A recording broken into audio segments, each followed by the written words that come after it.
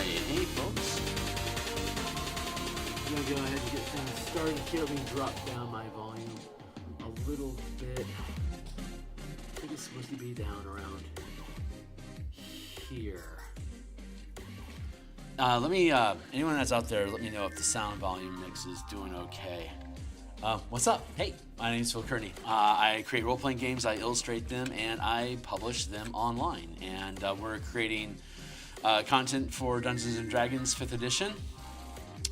Currently, we are going to be working on the color mana spell point variant rules today. We have the new Forge of the Artificer that's been released to the common public this week.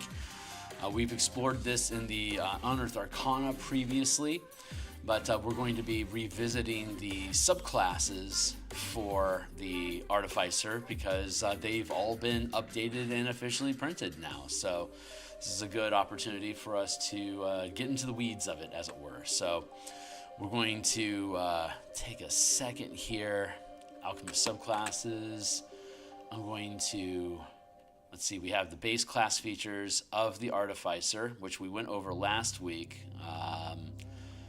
And so we already have them all built out from the UA, but we're going to see what differences there are between what we had in the UA and what is official content. Because we have seen some changes. So the Artificer has some changes around with it. So I'm expecting the subclasses to as well. So we're going to strap in and do this for a few hours. If you think this stuff is interesting, like, subscribe, hit the bell icon for notifications when we're live in the future. This document that I'm using here, this playtest content for Martial Powers, I should probably retitle that, and color mana, open playtest, there we go. That document, for anyone that wants to read along, is located right here, Color Mana and Martial Powers Playtest Doc. It's a read-only document for us all, but once it publishes on the DMsGuild, like all the other books that I build, it'll have a 100% free preview. We've spent a lot of episodes talking about how the Color Mana spell points work instead of the Vancian magic and spell slots. If someone asks me specifically about how that works, I will happily reiterate, but I think I just want to dive right into it today. I will say, though, there was one note that we were debating the Harness Mana feature. So here's an interesting little note, that the progression that we have with the Artificer is the same as it is for the Warlock. So the Warlock gets Pact Mana, which comes back on a short rest, and that's the same structure as a monk getting Key or Focus. It's 1 point per level, returning on a half rest. That structure is how everything for half casters and martial characters using mana in the system, how they operate. The Warlock has the Pact Mana, which is 1 point per level from 1 to 20, but you can only cast up to 5th level spells with that Pact Mana. In the system, it's because it's temporary mana. It's short rest mana. Mana gained on a short rest. If you can only use long rest mana pools for high magic, level 6 and above. So that's a way to limit how many spells you're capable of even casting. So the Warlock, starting at level 11, has 6 Arcanum points. Mystic Arcana is at 6 levels, so the Arcanum points, they have 6 at level 11, and 11 Pact Mana on a short rest. The Arcanum points are long rest. You could spend them by casting your 6th level spell, but if you don't, it gives you an extra 6 mana on a long rest to spend on any level spell that you want. It's just that the short rest Pact Mana that you get can't be used to cast high magic.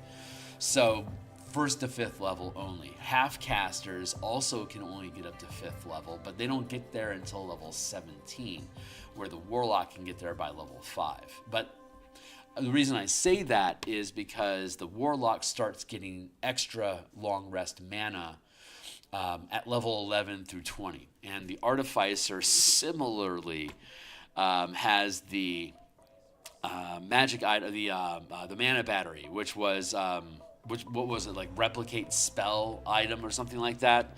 What is it actually called? in Artificer. I'm gonna pluck this window out as a separate window so I can keep eyes on it separately, but it doesn't get in the way. I forgot what they call it. Hold on.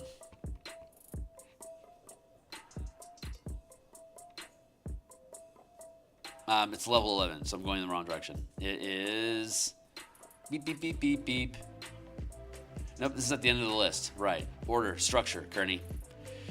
Spell storing item. There you go. So at level 11, a spell storing item can have up to a 3rd level spell stored in it. And then it can be cast from that item regardless of who's using it. Anyone can cast your intelligence modifier times 2, minimum 2. So by 11th level, that's 4, 8. By level 12, you probably have a 20 in your intelligence as an artificer. So that means that by level 12, you've got 10 castings of a 3rd level spell, which is 30 mana. If you convert the spell slot into the spell level into spell points or mana, which is how this system works. It's a 1-to-1 ratio. 1st level spell costs 1. 9th level spell costs 9. A 9th level spell is 9 times more powerful than a 1st level spell. Instead of how the DMG has 2 points for a 1st level spell and 13 points for a 9th level spell, that means a 9th level spell is only 6.5 times more powerful than a 1st level spell. That just doesn't feel right to me. So the way that we built the simple conversion system, again, is to just be a 1-to-1 point ratio. A full caster with all of their spell slots combined, they're 4 first, 3 second, 3rd, 4th, 5th, 6th, 5th, and then 2 6th, 2 7th, and 8th, and a 9th. If you add those all up, it's 89.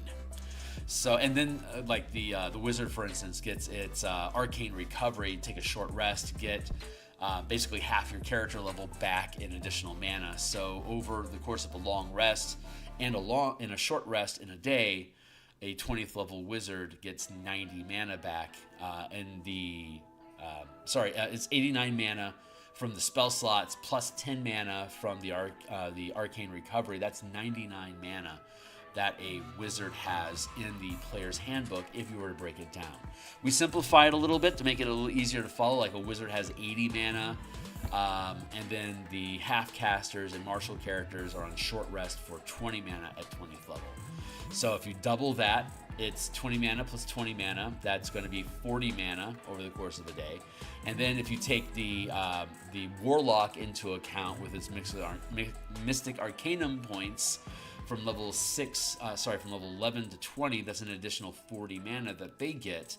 So similarly with the Artificer at 11th level, they get the spell storing device, which is up to 10 castings of a 3rd level spell, which is 30 mana.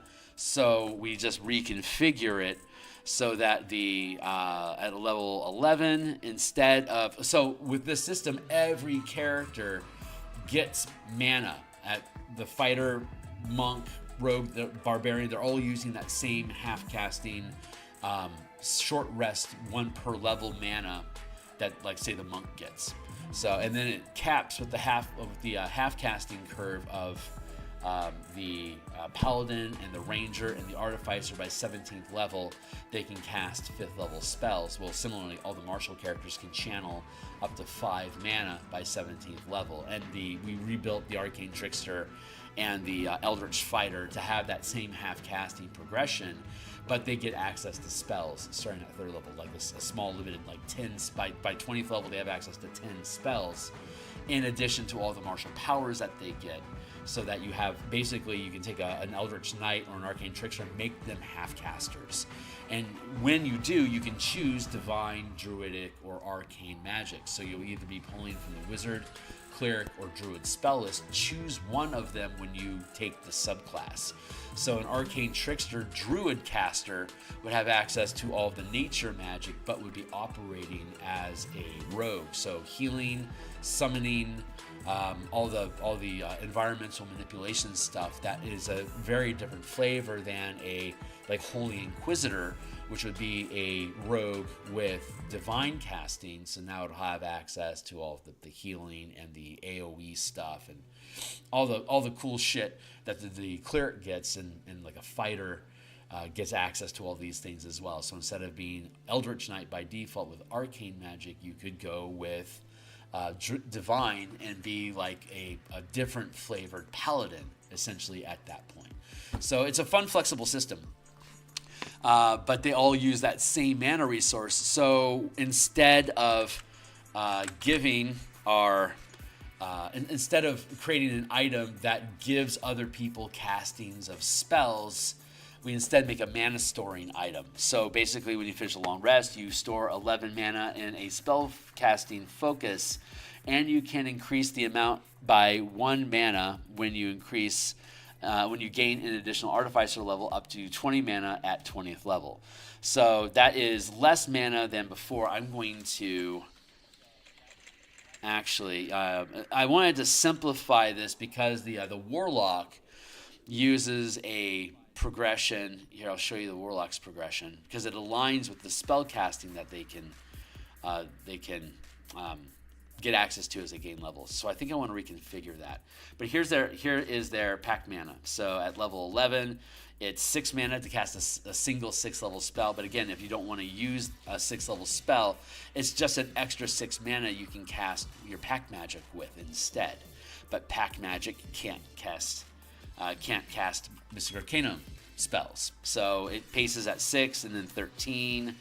At 13th level, at 15th, it's 21. So that's 8 plus 7 plus 6, right?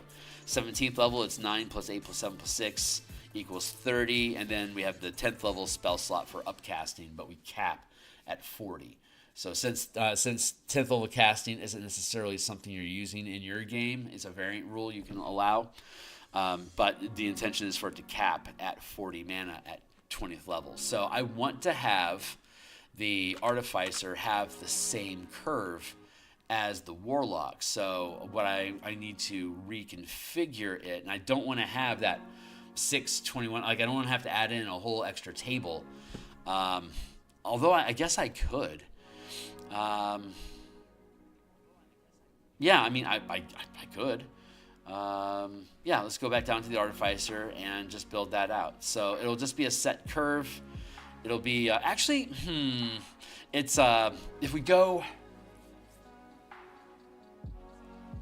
if it's twice your level, then that would be 22 mana at 11th level, and that's too big. The problem I have with the spell storing item isn't that it stores a spell, it's that it gives you 30 extra mana to just give to everyone else on your team.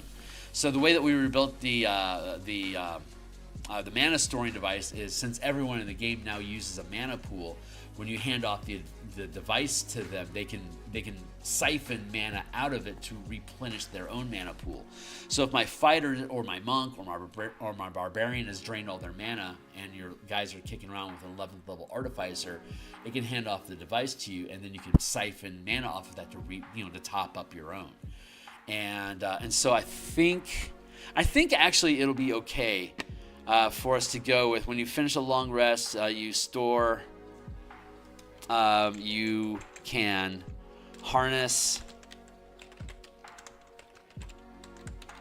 mana from the environment and store it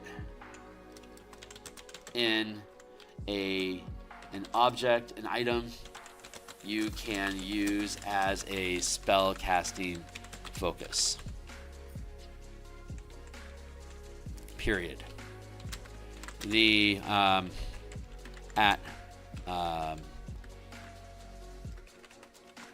equal to twice your Artificer level, starting with 22 at 11th and increasing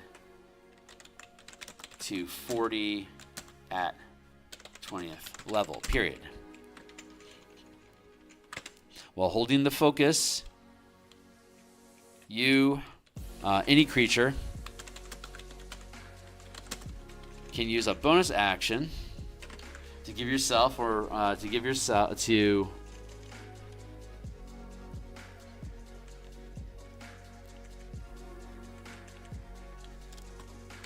regain an amount of mana up to the max channel limit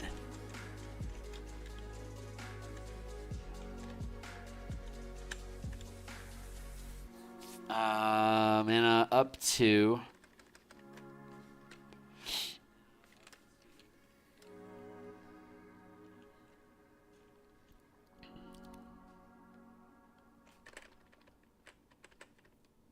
regain.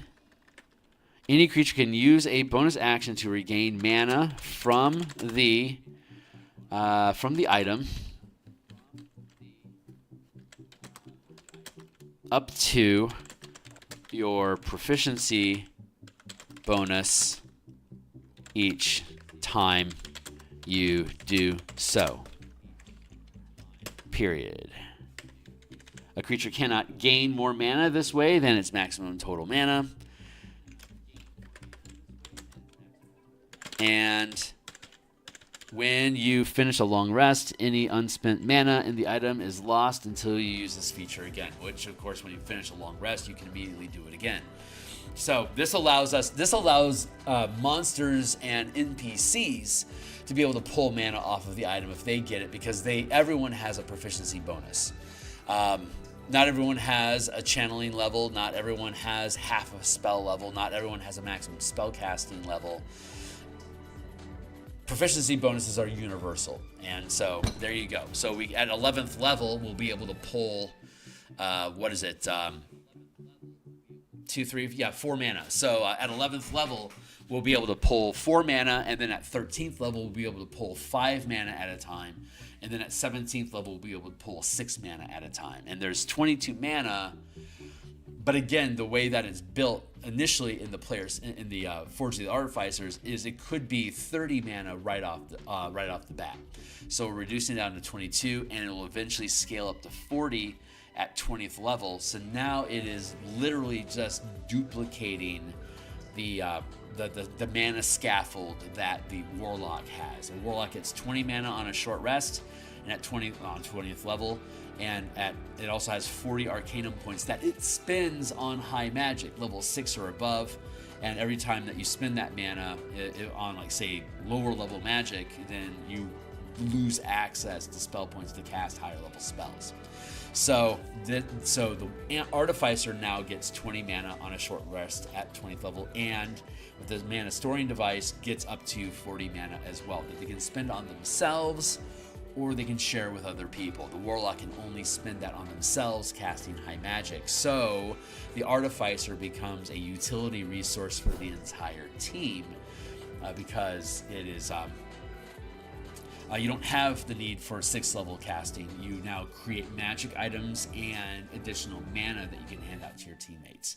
So you become like a mana heal, like how the cleric is able to heal magic or heal hit points. The Artificer is able to heal mana. Similarly, with this system, the Paladin can lay on hands, and instead of giving you, say, 5 hit points of healing, it can be 1 point of mana. And they can heal themselves, or they can heal anyone else that they touch. So both the Paladin and the Artificer can heal mana. The wild magic barbarian, depending on what die roll you get, can also create an aura of mana that heals people. I think it's like once per short rest or whatever. Because of the barbarian wild magic path of wild magic, one of those options is like restore spell slots to a spellcaster that's in the area, but like the barbarian in the player's handbook doesn't get a benefit from that, which is ridiculous. So by giving the barbarian a mana pool, that makes the path of the wild magic, now they can, when they have that charge on them, when they have that option for the wild magic, they can give themselves back mana and anyone else around them. I think it's like once per short rest or something, or once per rage, I guess. And so that's the mana storing device item. That's the fix that we wanted to make there. And then the final adjustment that we made, we were debating this last time. The Warlock gets the ritual, the 1 minute ritual that they spend, and then they get like half their Warlock level back in mana minimum of 1, right? Similarly, harness mana here is as a 1 minute ritual, you can harness mana from the environment, and regain 2. Regain a total number of mana equal to half your Artificer level, rounded down, minimum of 1. So now the Warlock and the Artificer literally have the same mana progression together. One is a full caster, the Warlock, and the other is a half caster, the Artificer. And like all the half casters and marshals that operate off of that half casting scaffold with this martial power system, they all have different ways of regaining mana into their mana pool in different ways. So like the barbarian, while raging, can burn hit dice as a point of mana instead of using the mana pool. And when you do, you get basically your proficiency bonus of hit points back. Oh, you get your constitution bonus of hit points back. Instead of rolling the die to get hit points plus your constitution, when you burn the hit die to gain a point of mana, you also get back, like at 20th level, it'd be 6 mana, something like that. Anyway, so they all have like different, like the fighter can, instead of second wind, you can get mana back. You can, the rogue, instead of dealing sneak attack damage, when they hit, they can sacrifice their sneak attack dice and instead get their maximum amount of mana to channel like a strike power to deal extra damage and a kicker effect. The paladin can burn his bonus action after making an attack to generate additional mana to deal smite damage to a creature. While everyone can deal strike damage, the paladin can add both their max. Like if I were to sacrifice an attack to deal an extra die of weapon damage as a strike power, any martial character can do that. But the paladin would also be able to take their bonus action and add it to that amount.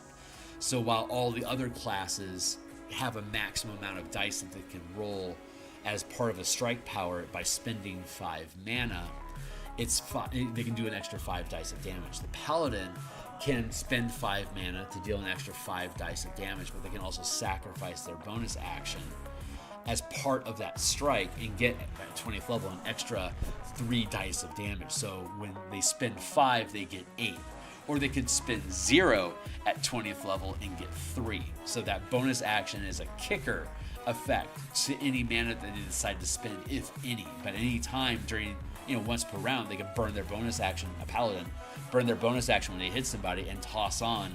Initially it's 1 die, and then it's 2 dice at 9th level, and then it's 3 dice at 17th level. So first level is 1, 9 is 2, and 17 is 3. We see that recurring pattern over and over again, because a scaffold is you get first level spells at 1, second level spells at 5, third level spells at 9, fourth level spells at 13, and fifth level spells at 17. So we have that half step, which is 1, 2, 3 to the 1, 2, 3, 4, 5. It's a really elegant curve system there that works well with virtually all the classes. But so like the rogue doesn't have a lot of ways to regain mana, but they can sacrifice their sneak attack damage to like a 17th level rogue. Instead of dealing 96 damage, they would instead deal 5d10 damage, and whatever the kicker effect is, like life stealing or banishing or paralyzing or repositioning, like free movement. There's all the different strikes have different effects. So the rogue doesn't really have any ways of generating additional mana other than short rest, but it has an infinite supply of mana that it can use to do exotic strike effects, kind of like the cunning strikes. But instead of reducing the amount of dice that you roll on your sneak attack, you just surrender your sneak attack altogether and instead get your maximum amount of mana. 17th, it's 5, and then you roll you roll your strike damage, which at first level it's a d6 per mana, at 9th level it's d8 per mana, and at 17th level it's d10 per mana. So in the case of the paladin, if you use 5 mana and your bonus action, that creates 8d10 worth of mana, instead of a sorcerer at 17th level with 2 levels of paladin getting a 9th level spell slot. That would be a 10d8. While now with this system, only the paladin can do 8d10, But like if you're a 2nd level paladin, 17th level sorcerer, yeah, you'll have 97 mana. But because you're only a 2nd level paladin, you can only squeeze out 1 point of mana at a time, and then also use your bonus action to deal at most 2d6 damage, because you're multi-classing 17 sorcerer to paladin. You are shit at smiting. So the way that D&D works currently is it rewards spellcasters. A paladin divine smite in 5e24 is a spell. So if you multi-class into Paladin 2, Sorcerer 17, you get 9th level spell slots, while a 17th level straight Paladin can only use 6d8 damage because they're limited to 5th level spell slots. I think it's unfair that the Paladin is worse at smiting than a 2nd level Paladin with 17 levels of Sorcerer. So we flipped it so that it now scales with your Paladin or your maximum channeling limit, because with this system, Paladins become channelers and they can cast spells with that mana, as opposed to being a spellcaster only. So we're flipping it there. If you're a spellcaster, you can't channel at all. You have to multi-class to get access to smite and destruction spells and like all the maneuvers and the reactions and the mana boosts and all that stuff. So the Artificer gets access to this martial system as well as spellcasting. So we're going to, I believe, see all of the features of the Artificer's subclass specifically be grounded in spellcasting. But keep in mind that an Artificer as a half-caster gets access to this entire library of powers as alternate things that they can spend their mana on. So without further ado, we'll then dive into the Artificer's subclasses. And my intent, there's 5 subclasses. My intention is to finish all 5 of them today, and that's going to be a test of endurance for me, to be honest. So if I end up having to cut short, we'll finish it next time. But I believe I can get through it. So let's start diving in. So we get tools of the trade. So we're going to see what we have, and then we'll see where it goes, and then we'll see what we need to change with what we have. So what we have is the experimental elixir, we have alchemist spells, and we have tool proficiencies. And I guess we're changing that to tools of the trade. Tool proficiency and experimental elixirs. Yeah, tools of the trade. This will work. Tools of the trade. And tool proficiency. And potion crafting. Potion crafting. So we restructured how magic items are built with a different curve. So in the system that we use, hey, good morning. What's going on, Steve? It's good to see you. And the system that we use, and you see this all throughout the Bastion campaign system that we've been developing on Monday and Thursday nights. Check out that stream down below if you're interested. So the rarity of a magic item. A potion takes a day because it's a consumable, so it takes a day. Hold on, that's not accurate anymore. Let's jump up here to the bastions, and let's roll down to creating magic items, which is the empowerment action in the DMG Bastion system.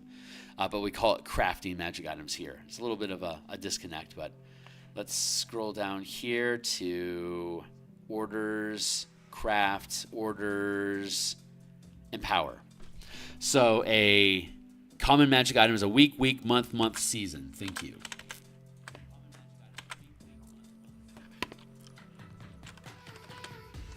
Week, month, season. 1. It's reduced to a day. And when we get access to 5th level, we'll be able to make uncommon magic items, which take a week, and then we can reduce those down to a day. If it's a potion, we can reduce down to a day. Uncommon potions down to a day. Rare items we can reduce down to a week. And so legendary magic items take about 6,000 days to build, according to the DMG, at the consumption of 10 gold pieces per day for 200,000 gold. It's a lot of days. We reduce it down to a season, but then the Artificer focus, whichever one, like the Armorer, I think can make armor in a month, like legendary armor in a month, for instance. I actually think that the Potion Crafter kind of gets short-ended here because it's such a I don't know how great of an item that is. Okay, so you gain proficiency in Alchemist supplies. You gain proficiency with Alchemist supplies and the Herbalism kit. Alchemist supplies and the Herbalism kit, period. If you already have one of these proficiencies, you can gain proficiencies in other artisan tools. Or choose a different tool.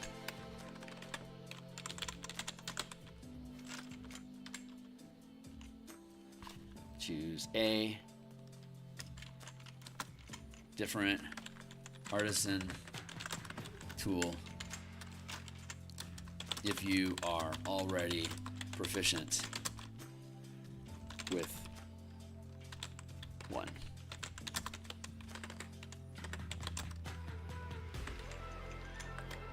Or choose a different artisan tool if you're already proficient.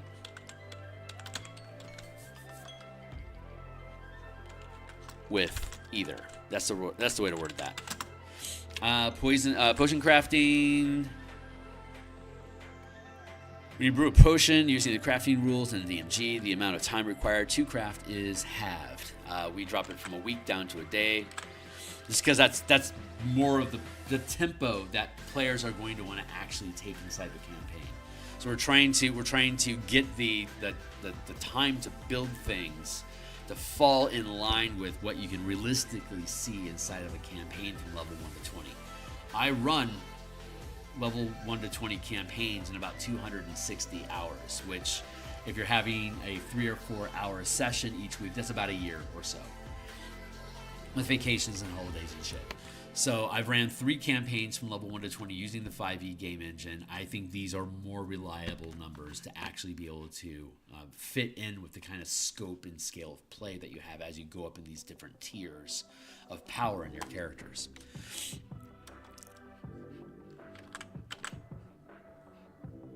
Let's see. The amount of time required to craft is halved, and the amount of time, yeah. Hey, what's up? Oh, right on, man. Thanks. I appreciate it.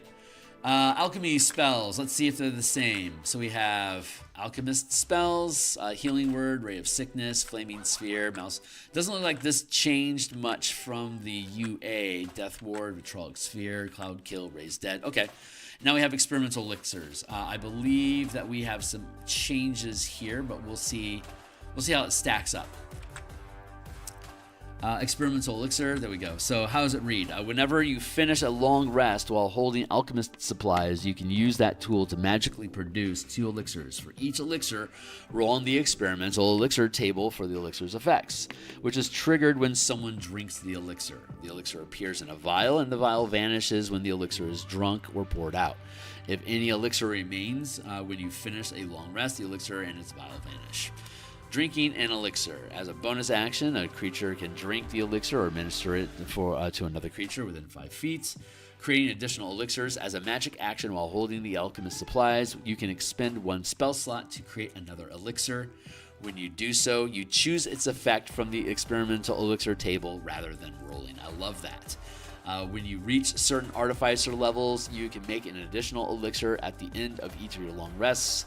Total of 3 at 5, 4 at 9, and 5 at level 15. That's basically pacing at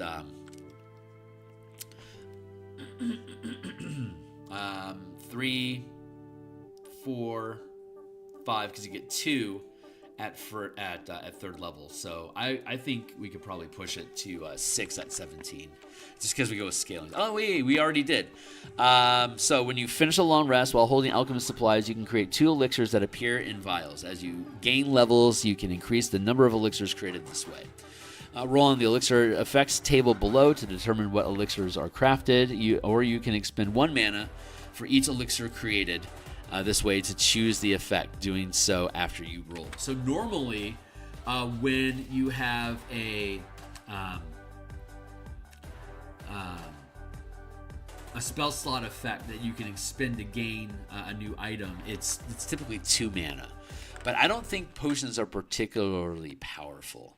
So I think that's a pretty fair use to make it only 1 mana instead of 2. Like, for example, the Bard, if you want to gain additional uses of Bardic Inspiration, you can expend 2 mana to regain that. But those are full casters, so half casters with only 1 mana for an equal level sort of thing.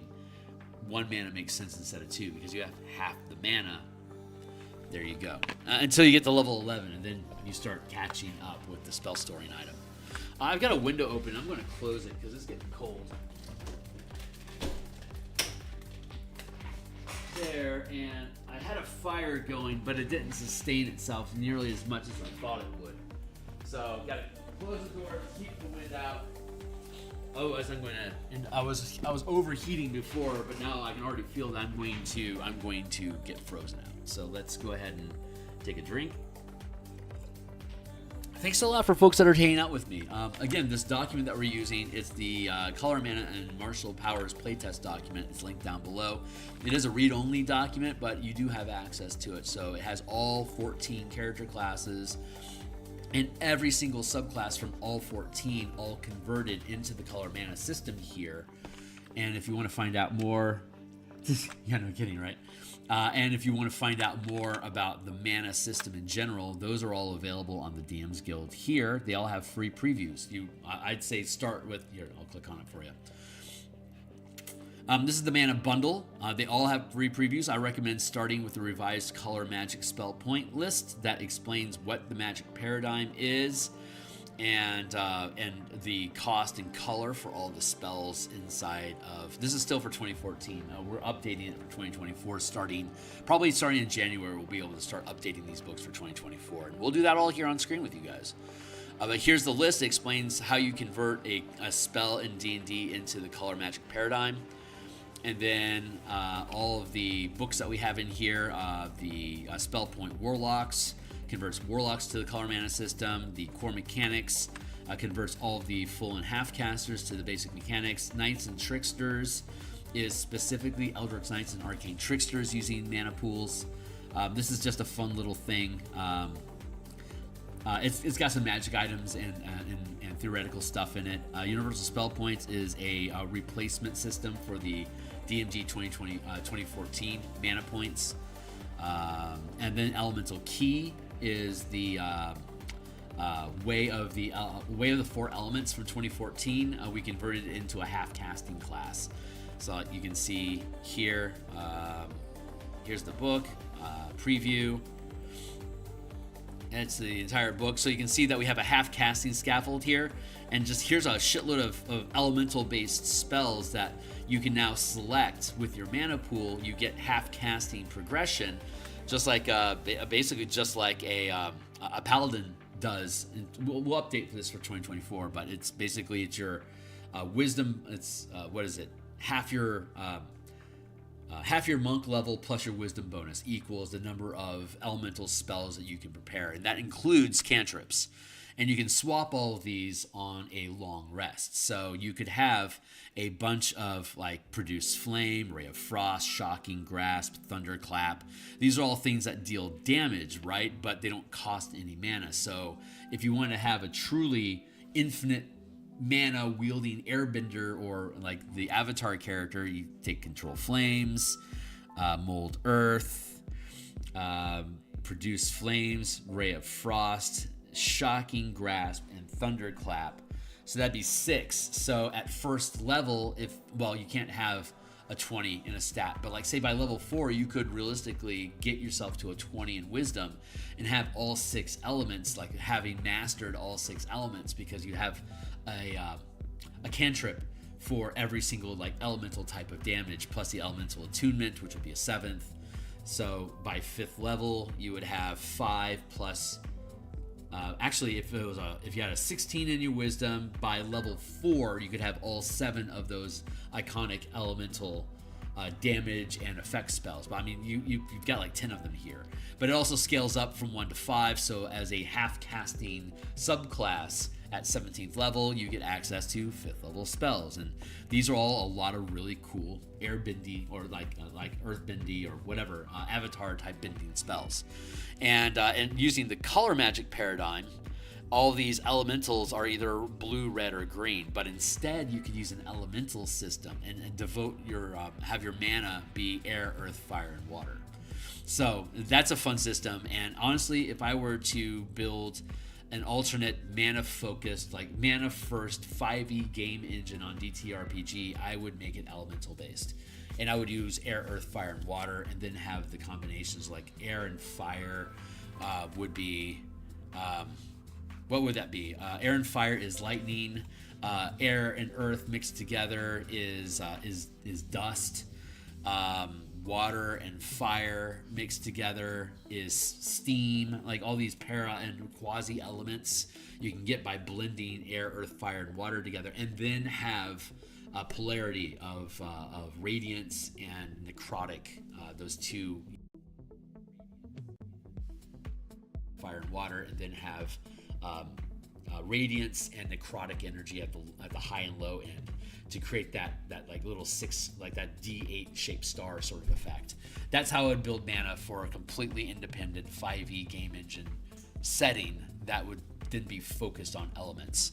Like elves would be like air and water, while dwarves would be like fire and earth, and maybe gnomes are aligned to earth and air, while halflings might be water and earth, for instance. Like you could have different species based on their, like, what 2 elements would they be aligned to. That gives us a set of different NPCs, like racial options, and then humans could be aligned to any of them.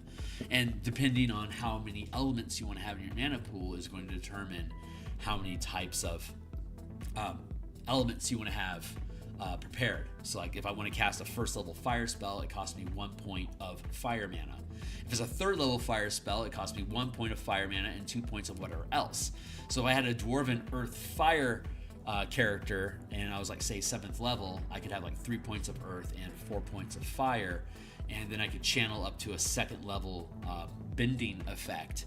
And if it was earth, I could spend 2 points of earth, or 1 point of earth and 1 point of fire. If it was a fire bending power, then it would be a 1st level, it'd be 1 point of fire and 1 of earth, or 2 points of fire. And then as I continue going up, like a 5th level, 1 point of earth and 4 points of whatever. And if I wanted to have a broader pool of air, earth, fire, and water, by 8th level, I could have like 2 points of elemental mana each. And if I run out of earth mana, then I can't use any earth powers anymore until I get earth mana back in my mana pool, which would be with a short rest. I could redevote any of my mana to a different element, or when I take a long rest, I get all my mana back. There you go. So that's how the system works. I mean, but a monk gets it all back on a short rest anyway. But like an elemental sorcerer, for instance, would be able to like align to as many of those as you wanted. But we would convert everything into air, earth, fire, water, and radiant or necrotic effects. And so like air and necrotic might be like a power word kill, for instance. We could make that either air or necrotic. So you have those 6 elements that we're working with. You see how that works? So if I were to build a separate 5e game engine, I would make it completely focused around that. But again, all these, you can read all these books and be welcome to do so. We're going to be updating them for 2024, and we're going to be doing all that 2024 updating here on stream in probably late January is probably when we're going to start that process. And we'll start with the revised spell lists, which is a pay what you want document, and we'll just go through all the books and update all of them in the new formatting. And that hopefully that'll hold for another 10 years, and I won't have to worry about it again. But I love Magic the Gathering, and I love D&D, and I love combining Magic with D&D. So okay, great. So we have the experimental elixirs. This is coming along so far so good, right? Creating additional elixirs. We already covered that. Experimental elixirs. Okay, great. So let's see what the experimental elixirs are. Healing. Gains the number of hit points equal to 2d8 plus your intelligence modifier. The number of hit points restored increases by 9 and then 15. Oh, this is good. I like that. Healing increases at 9 to 3d8 and 4d8 at 17. Swiftness. The drinker's speed increases by 10 feet for 1 hour. The bonus that you reach Artificer's 9 is 15 and then 20. Increases at 9 to 15 and 20 at 17. Yeah, I know that's worded weird. I'm just going to let it float for now. Hey, resilience. The drinker gains 1 bonus armor class for 10 minutes. The duration increases to 1 hour and then 8 hours. Okay. Resistance gain. Oh, it's only a +1 armor class? That's kind of cheap. Well, I don't know. Yeah. We'll go with it. We'll go with what they say. We'll defer to their wisdom in this one. Increases to 1 hour at 9 and 8 hours at 17.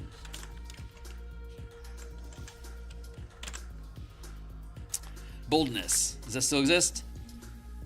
Why? I wonder why this isn't alphabetical. Boldness. The drinker can roll 1d4 and add the number rolled to every attack roll and saving throw it makes for the next minute. The duration increases when the Artificer reaches level 9 and hour. So 1 minute, 1 hour, minute. Bleh. Add the number rolled to attacks and saving throws for 1 minute.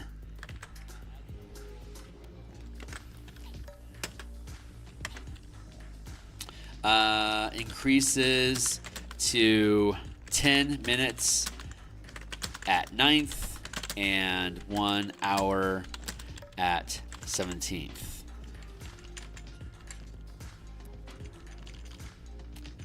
Okay, so using the martial power system, at level 1 you get a d6, at level 9 you get d8s, and at level 10 you get d10s.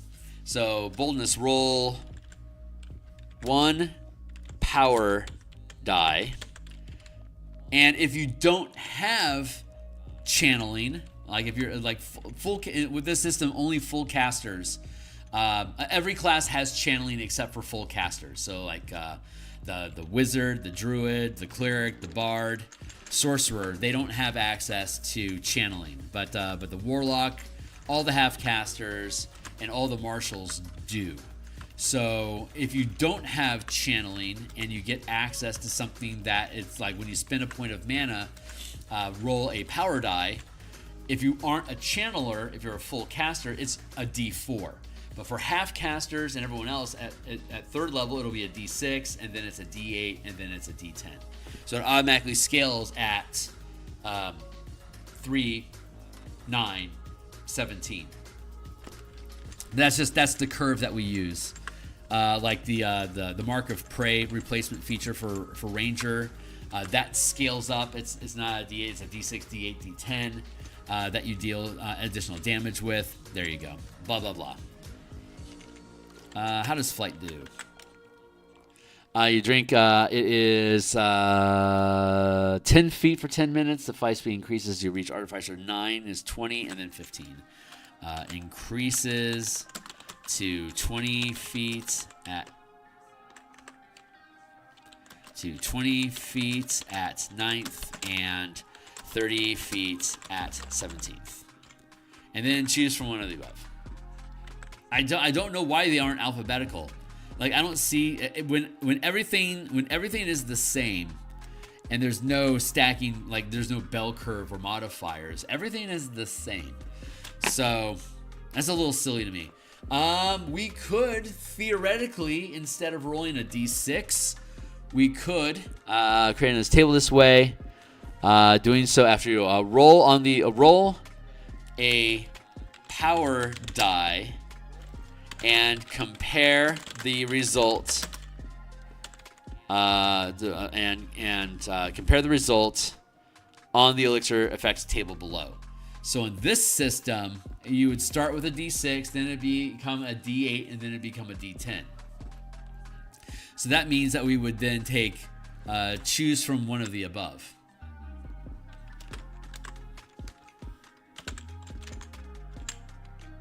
And then healing becomes 2, swiftness becomes 3, resistance becomes 4, boldness becomes 5, flight becomes 6. And now, once we get to 9th level, we'll have access to 7th and 8th. And at 17th level, we'll have access to 9th and 10.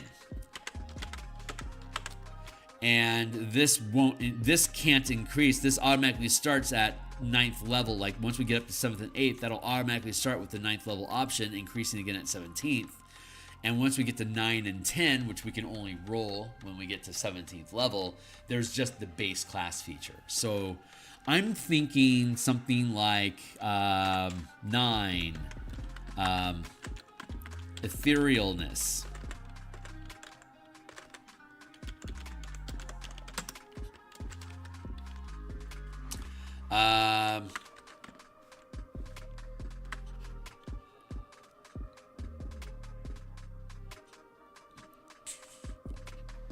Regain.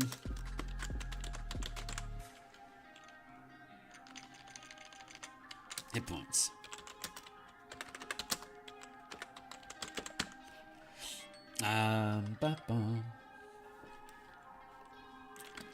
You can, as a magic action, you can become ethereal or return from the ethereal.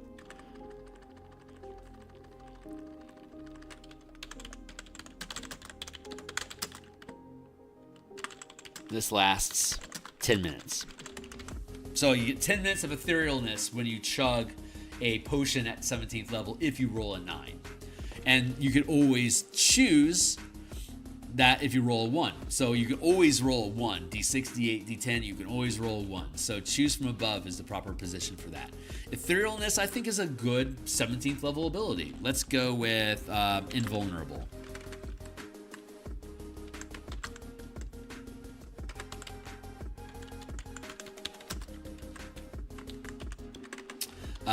You, as a reaction,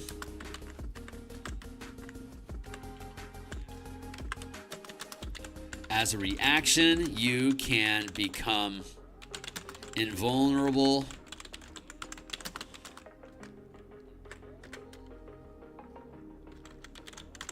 to 1 instance of damage.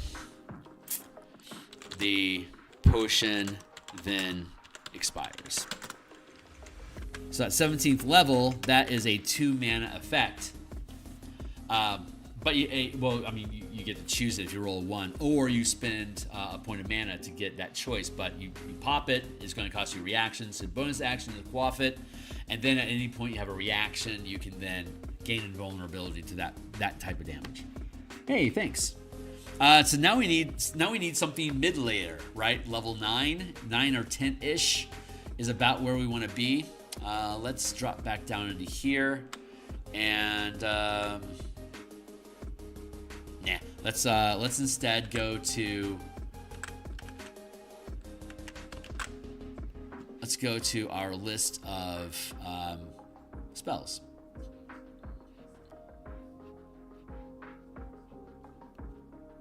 These are all the spells. They aren't separated. If you buy these things, they're linked down below. If you buy it, you get access to each individual, like all the individual classes are already sorted out for you. So 9th level. 9th level would be 3rd level spells that we would have access to. So let's go take a look at, actually that doesn't make sense because we already get access to 3rd level spells here. So this should be 5th. We should be getting 5th level spells inside here. So let's go take a look at 5th level spells, see what cool shit comes up.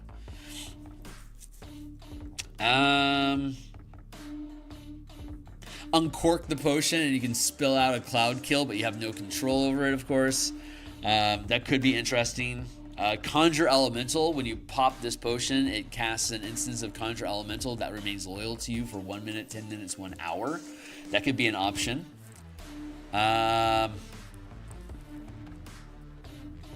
Gash. Oh, Greater Restoration. That's a good one.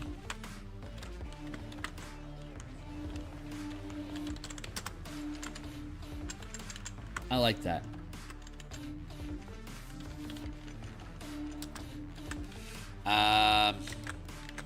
Gain the benefit of a Greater Restoration spell.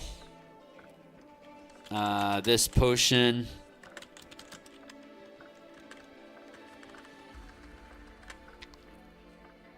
actually, the potion would be the potion then expires.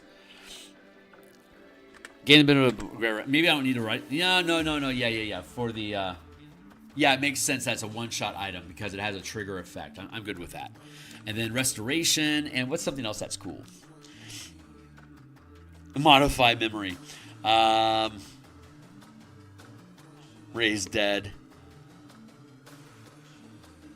Ugh, there aren't a lot of 5th level spells, are there? Narbles. Maybe there's something juicy. We can dip down to 4th, right? That's fine. Stone Shape, Wall of Fire, Polymorph. Ooh, Polymorph.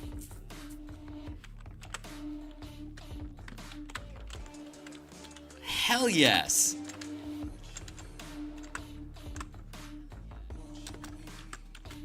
Gain the benefits of a Polymorph spell.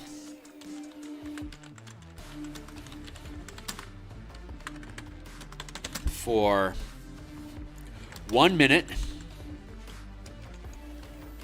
You don't need concentration. Increases to 10 minutes at 17th level. There. It's so easy. Game design's fun. I love that. Oh my god, Polymorph is a fucking great choice. That is a great choice. What is the normal duration of Polymorph? D&D Beyond. I bet it's an hour.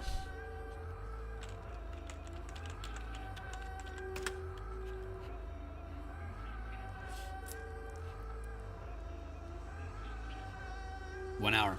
There you go. So for 5 mana, it's 1 hour if you were to cast it with 5 mana. The potion is 2 mana. It's only 1 mana, so it's 10 minutes, 1/5 the time. 1 hour divided by 6 equals 10 minutes at 17th level. That actually tracks very accurately. Oh man, I'm more and more in love with this system every day. Cool. Okay, great. So now we have the scaling system. Roll a power die, which at first level is a D6, then it's a D8 at 9th, and then it's a D10 at 17. Roll a power die and compare the result on the elixir effects table below to determine what elixir you created, or you can expend 1 mana for each elixir. Choose one from above up to the max result of your power die. And we'll do a line breaker here at 6.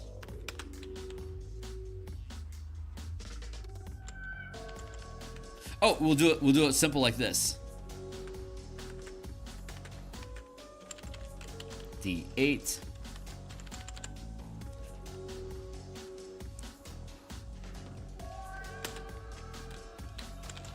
D6.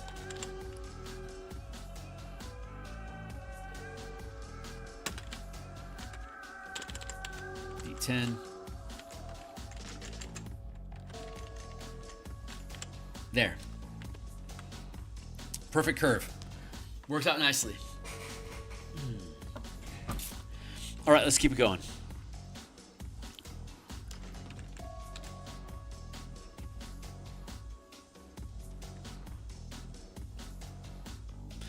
Yeah, okay, so we have 2 mana down here, and we have 1 mana up here.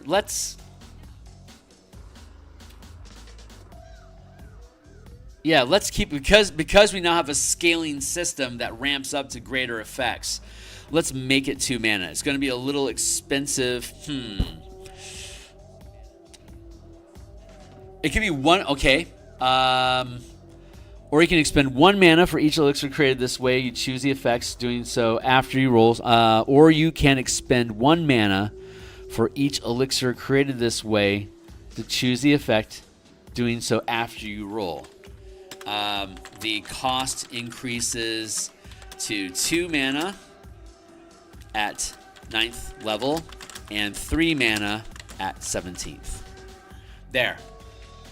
Hold on, let's do it differently. You can expend 1 mana for each elixir created this way to choose the effect from the D6 list. The cost increases to 2 mana for the D8 list and 3 mana for the D10 list. See how that works? So regardless of your level, if you're using D6 options, flight or lower, then it's going to cost 1 mana. By the time you reach 9th level, you could also choose Restoration or Polymorph for 2 mana. And at 17th level, you could choose Etherealness or Invulnerability for 3 mana.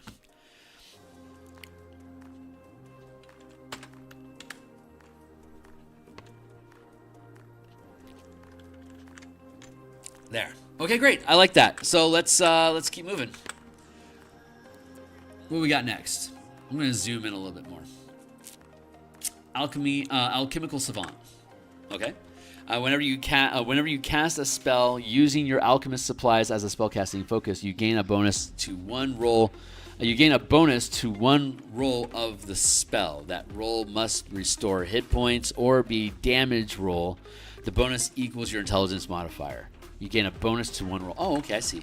Whenever you cast a spell using your alchemist supplies as a spellcasting focus that restores hit points or deals damage. Oh, it's all damage now. Is it all damage now? Nope. Deals acid, fire, and poison damage.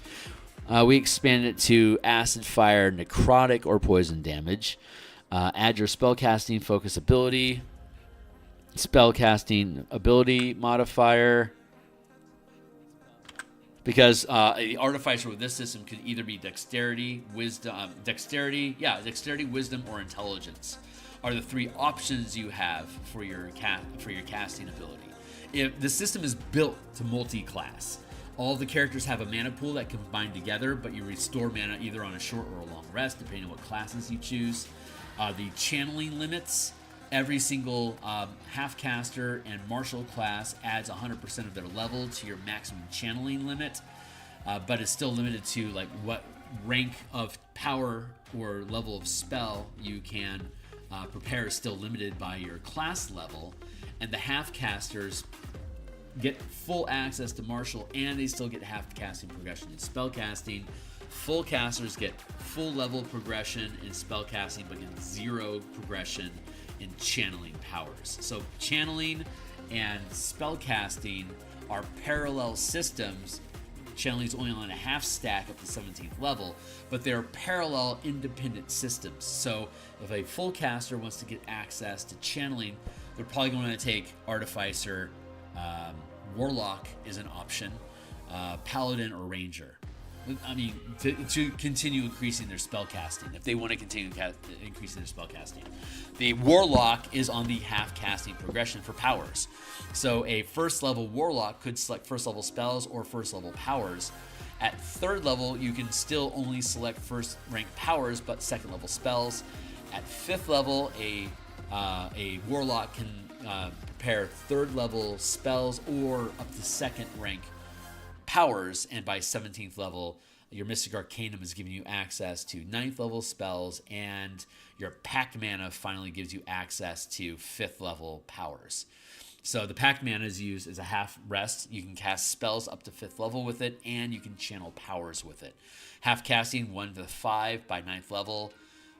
Channeling, half casting progression 1 to 5 by 17th. 9th level is 3rd level powers. So you can really make, like, the Warlock is the ideal Gish model to build with. If you want a true Gish, Warlock is your answer.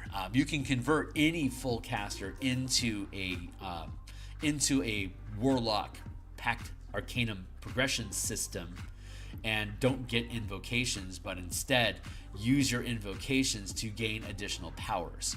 So anybody can build out their character.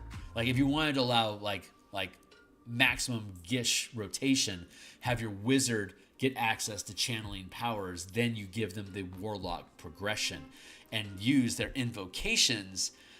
All the invocations they gain automatically are going to be powers selected, and they still get their wizard subclass casting options from 1 to 5, or level 1 to 9, all their 10 bonus spells. The only thing that changes is their invocations are automatically spent to gain powers that they can channel, and now all classes and all the full casters can effectively become warlocks that way. So that is a fun system. Like if you want to do gritty realism in your game, where you only get one long rest per week, switching all full casters over to the Warlock chassis means that every class in the game is going to get their level worth of spell casting every time they take a short rest. And full rest doesn't even fucking matter to anyone until you get to 11th level. So if you're running a gritty realism system, I recommend cutting off spell access. I recommend just running the campaign from level 1 to 10. And when you get to level 10, start a new campaign, because you never get into high magic. If you really want to roll, if you really want to run gritty realism from level 1 to 20, you can, and everything will pace just fine.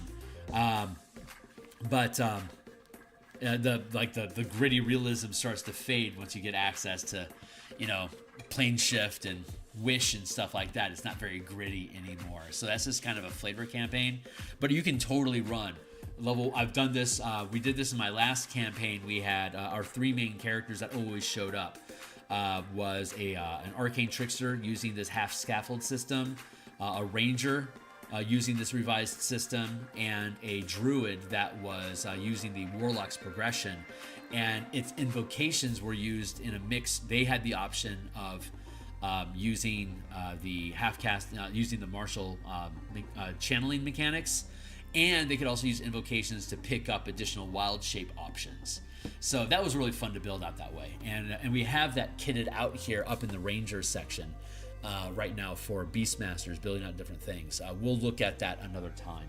But that's a really fun, just as an aside, you can have all the characters pace with each other very well that way if you switch all full casters to the warlock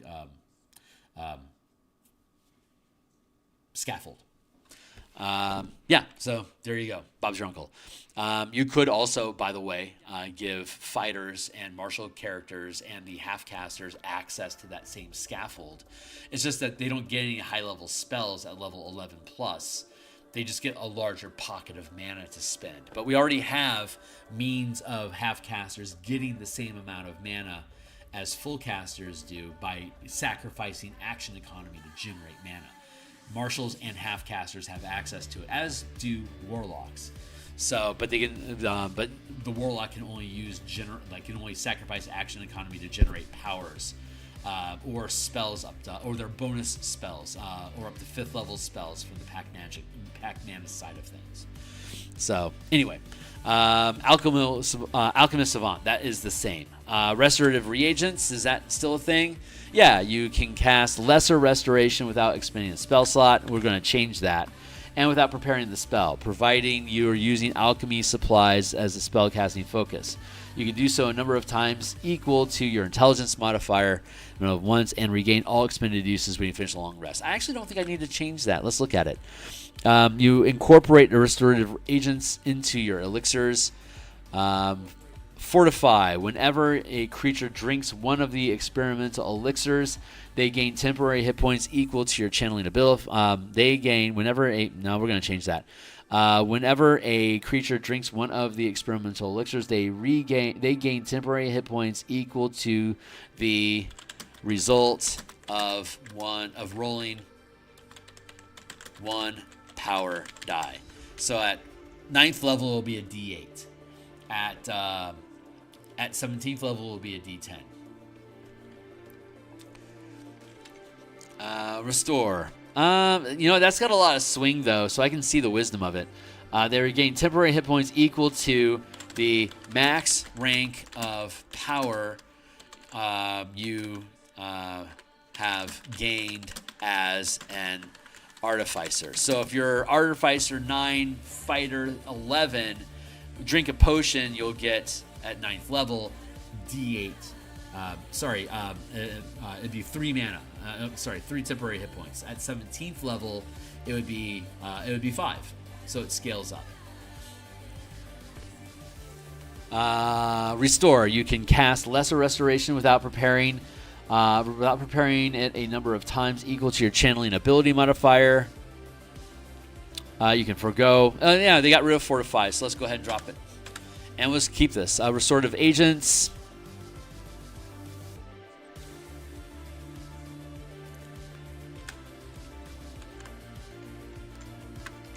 Let's do that again. There. You can cast Lesser Restoration without preparing it a number of times equal to your channeling ability modifier. Minimum of +1. You can forego material components if using your alchemy supplies as a spellcasting focus. You regain all uses of this feature when you finish a long rest, and you can expend 2 mana, no action required, to regain 1 use of this feature. 1, 2, 3 mana spent at level 1, 9, 17. That's a common theme that we're seeing with the Alchemist. We'll see if it remains true throughout the rest of the subclasses. Chemical Mastery. You gain additional alchemy options. Let's see what happens here. Chemical Mastery. You gain the following benefits. Alchemical Eruption. Oh, these are new. Okay, cool. Let's see. Alchemical Eruption. When you cast an Artificer spell that deals acid, fire, or poison damage to a target, you can also deal 2d8 force damage to that target. You can use this benefit only once on each of your turns. Chemical Resistance. You gain resistance to acid damage and poison damage. You also gain immunity to the poison condition. Conjured Cauldron. You get Tasha's Bubbling Cauldron without expending a spell slot, without preparing the spell, and without material components, provided you're using alchemy tools. Once you use this feature, you can't use it again for a long rest. So,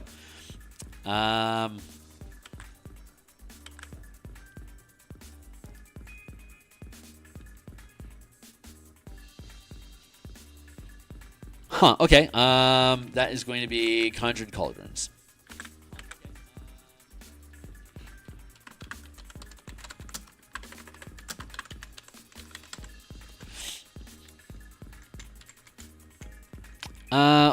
I'm actually pretty good with this. You can cast Tasha's Bubbling Cauldron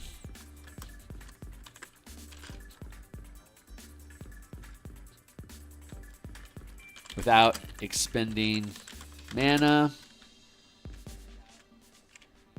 while using your alchemist supplies.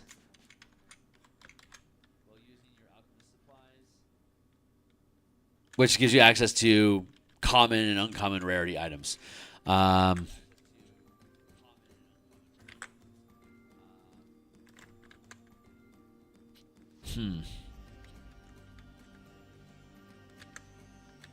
Let's take this back. You can use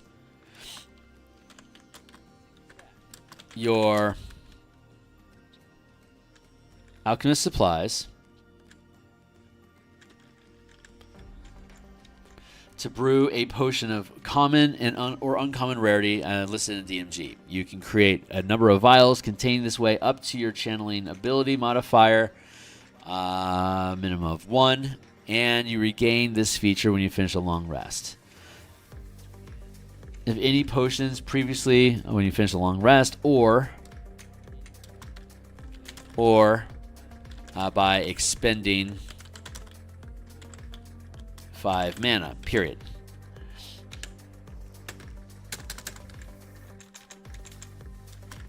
No action required.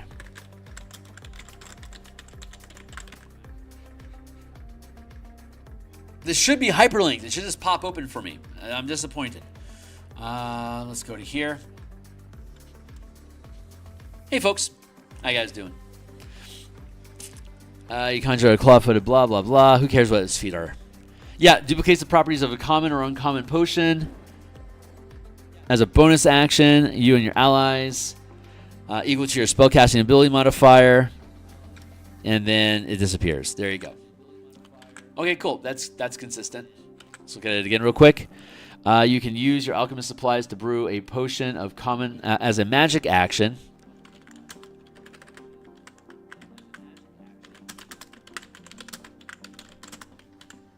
As a magic action, you can use your alchemist supplies to brew a potion of common or uncommon rarity.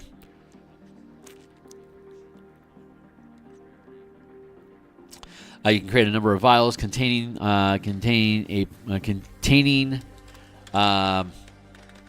potions this way up to your channeling ability modifier, and you regain this feature when you finish a long rest or by expending 5 mana. If any potions previously created this way remain, when you use this feature again, they vanish along with the vials that was created.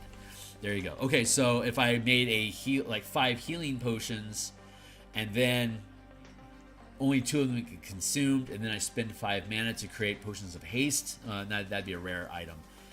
Potion of resistance, then the remaining 3 healing potions disappear, and 5 resistance potions appear instead. Chemical resistance. You get resistance to acid damage and fire damage. You're immune to poison. And you are immune to the poisoned condition. Good improvement. I like seeing that. And then instead of potent alchemy, it's now called alchemical eruption.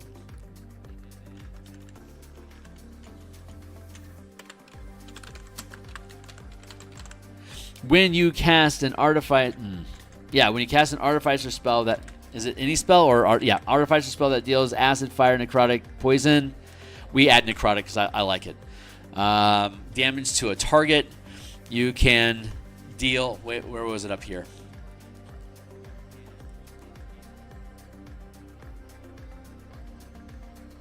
Alchemical Savant. Whenever you cast a spell using your alchemist supplies as the spellcasting focus that restores hit points or deals acid, fire, necrotic, or poison damage, add your spellcasting ability modifier to that effect. And then here, alchemical eruption. When you cast an artificer spell that deals blah blah blah blah blah damage, you can also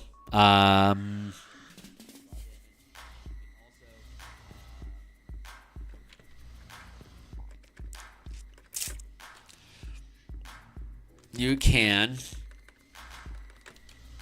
expend additional mana up to your max channeling limit.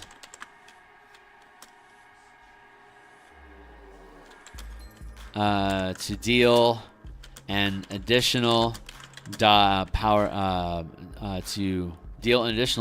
power die of the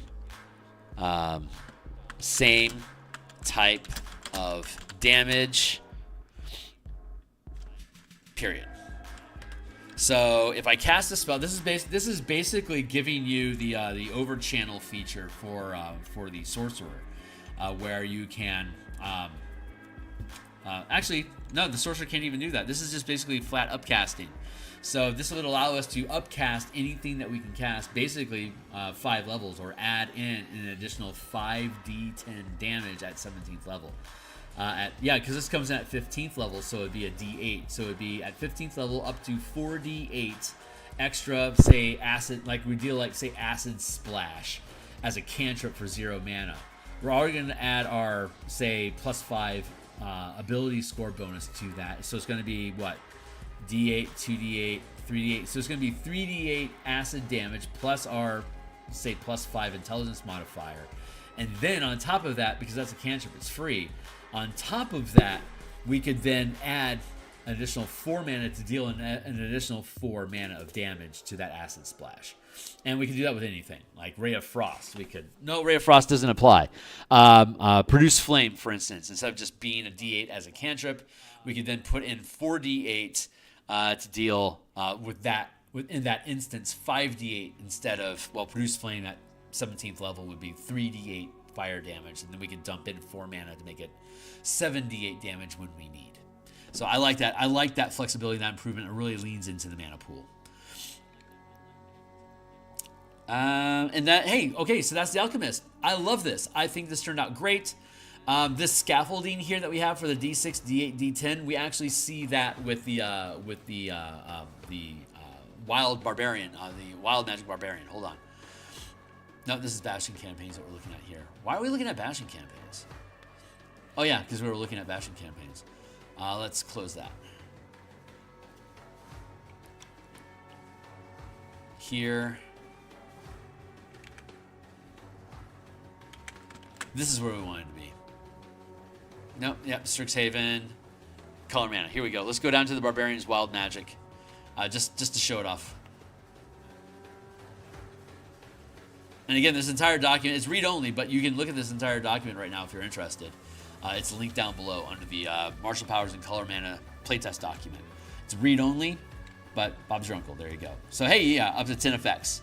Until like number 10 at 17th level, until your rage ends, any number of creatures you choose within 5 feet of you that are maintaining concentration on a spell or effect must make a Wisdom saving throw against your channeling DC. Failing the save ends the spell effect. 9, you teleport up to 30 feet to a non-occupied space that you can see until your rage ends. You can use this effect again on each of your turns as a bonus action. That's basically Infinite Misty Step as a free casting as a bonus action. You teleport up to 30 feet away to an unoccupied space. Yeah, you can do this each on your turns as a bonus action.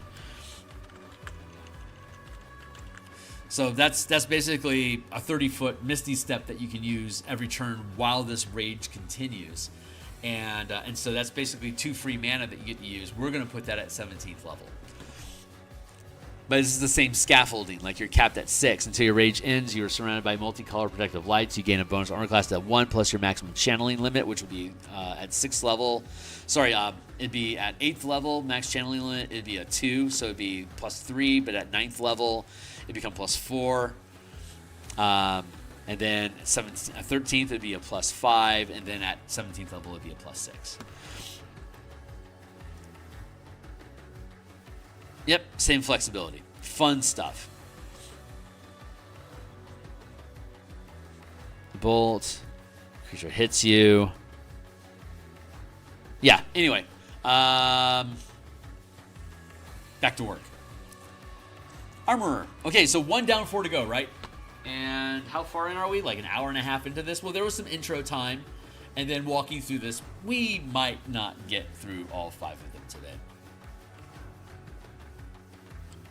Let's see what happens next. Tools of the trade.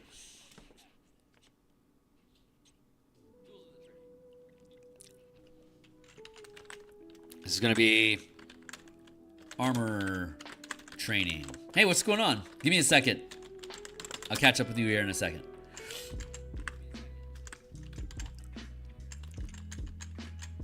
And then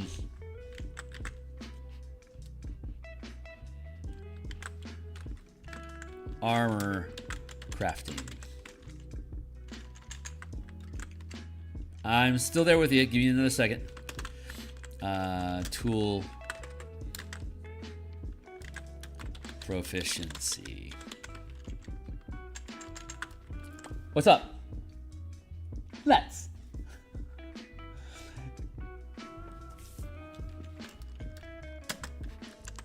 Appreciate the support, man. Truly. You gain training with heavy armor. Jesus. You gain training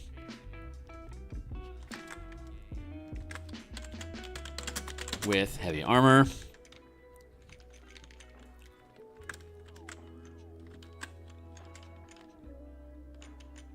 You gain proficiency with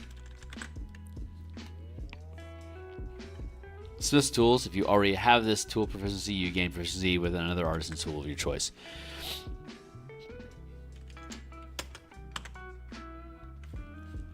Armor crafting. When you craft non-magical or magical armor, the amount of time required to craft is halved. So week, month, season. Week. This is the tempo that we have for magic item creation. Day. Week.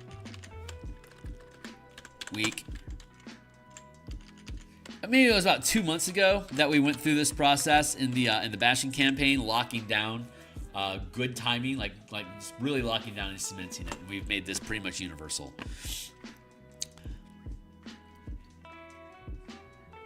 Oh yeah, and we have the point system. Hold on,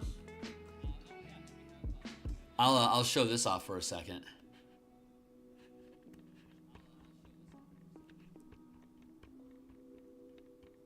Go back up here to creating items.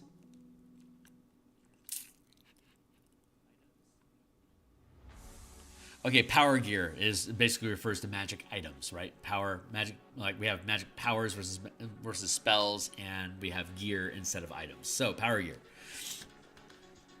Here's a matrix that we built.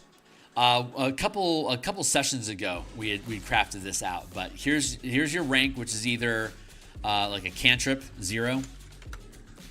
And then you have up to 4th rank. We don't have 5th rank powers, but we get access to 4th rank powers by 13th level. Just like you get access to 4th level spells at 13th level. They actually go up to 5th rank channeling up to 5 mana, but that's basically like upcasting your 4th rank powers.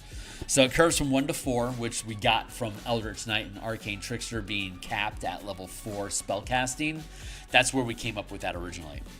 So there's a cost. There's a building cost.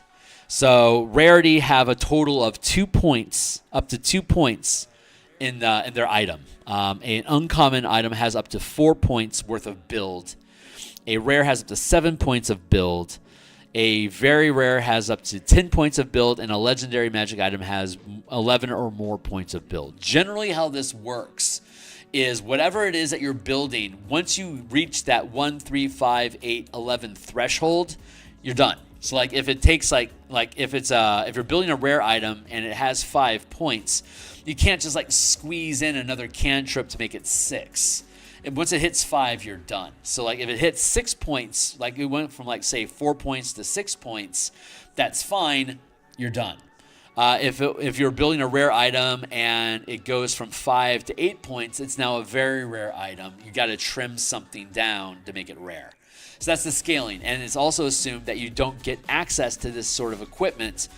You can get common equipment at 1st level and then 5th, 9th, 13th, 17th, that same progression.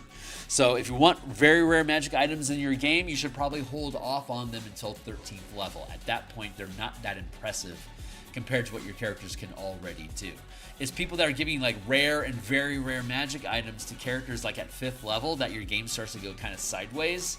It's because they're too fucking powerful. So cantrips and up to 4th level rank or spell effects, they cost 1 point, 2 point, 3 point, 5 point, 6 points. Like if you want to have a fourth level spell or a 4th rank power, like just be in that item, like a mana stone, for instance. That would automatically be because it costs 4 points, that would be an uncommon item. But if you also wanted to provide mana to cast that 4th level spell for you without you having to expend any of your own, that means that you need 4 mana, which would cost another 7 points. So that 4th level spell that casts itself would be effectively 11 points. That becomes a 17th level. That would be a self-fueling item that you could cast as often as you spend mana, and it will always pay for itself. So that mana supply is how much mana it generates when you use the item. So a legendary magic item is a 4th level spell that basically like anytime I take the magic action, I can cast Polymorph for free. That's a legendary magic item. There you go. So this system scales like that. So it has that scaling cost. So you can make your own power armor or your own weapons by like adding cantrip effects or a 1st level spell or magic effect that pays for itself. That would be 1 point first level spell and a 1 mana to pay for it itself. That would cost 2 points each. That'd be 4 points. Like a spell of like a shielding. Every time I spend a reaction, I can cast shield. That would be an uncommon magic item to be able to have access to it, and it would require attunement for you to be able to do so, and it would cost you a reaction every time you used it, but it will give you that +5 bonus. So that would be at the top end of an uncommon, almost a rare magic item. Hey, what's up? Hey, Hornetico, it's good to see you. Probably just caught the very end. No, I'm going to be around for another couple hours. I'll be here for another 2 hours. So I don't think I'm going to get done with all the options, but we're digging our way through them. So power armor, this is the system that we built for power gear. It works with swords and it works with armor and weapons. Like for example, the Flame Tongue spell, as a cantrip sort of effect, or like a zero mana sort of effect. As a bonus action, you can create bright light up to 40 feet and dim light for another 40 feet. That's basically the light cantrip, basically. And then it's a rare magic item, right? So it can have up to 7 points. So for another 2 points, as a first rank power, which is while attacking with this weapon, you can channel the Flaming Strike power. So the Flaming Strike power does power dice of damage of extra fire damage, just like the Flame Tongue does extra dice of damage. The Flame Tongue locks in with 2d8. That's what the Flame Tongue spell always, the Flame Tongue sword always does an extra 2d8 of fire damage when you hit with it. Using this system, Flaming Strike is one of the strike powers. If you spent like at 9th level, which is the rank that you should be getting rare magic items, 9th level, it's 2 8-sided dice. So but at 17th level, the Flaming Strike does 2 10-sided dice of damage. So if you were to give a Flame Tongue to a character that channels powers at 17th level, they would deal an extra 2d10 damage. And then these things count as mana. So it's basically giving you 2 free points of mana. So what that means is that my fighter could spend 5 mana to deal 5d10 extra damage.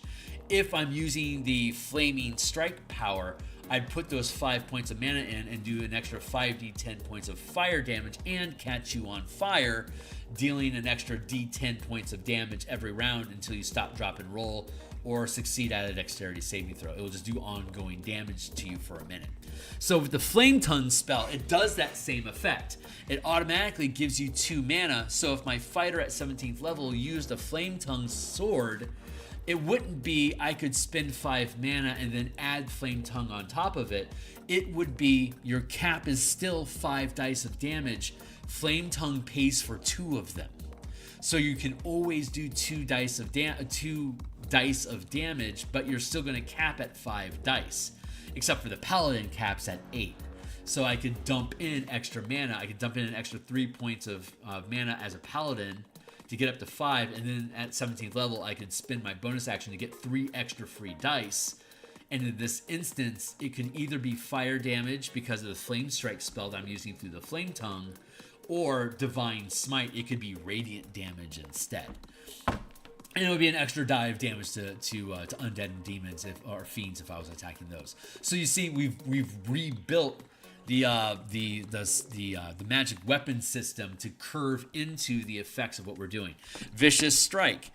You get the Martial Strike power, which allows you to roll a larger die, like at 9th level. It's a rare item, so you get access to it at 9th level instead of a 2d8 at 9th and 2d10 at 17th. It's 2d10 at 9th and 2d12 at 17th, and it automatically pays for 2 mana. So it costs 3 points to get access to 2 points of mana, and it's 2 points for access to a first rank or first level spell.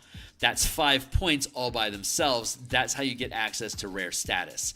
The Flame Brand is an iconic weapon, so we give you, even though you would normally stop at this point, if you're customizing your own, you would stop at 5 points. But these magic items from the DMG are examples, so you get that extra point into 6 to get access to that cantrip effect. So vicious, yeah, the vicious weapon only has that 5 effects, so that comes in the door for a rare magic item. It is a rare magic item in the DMG.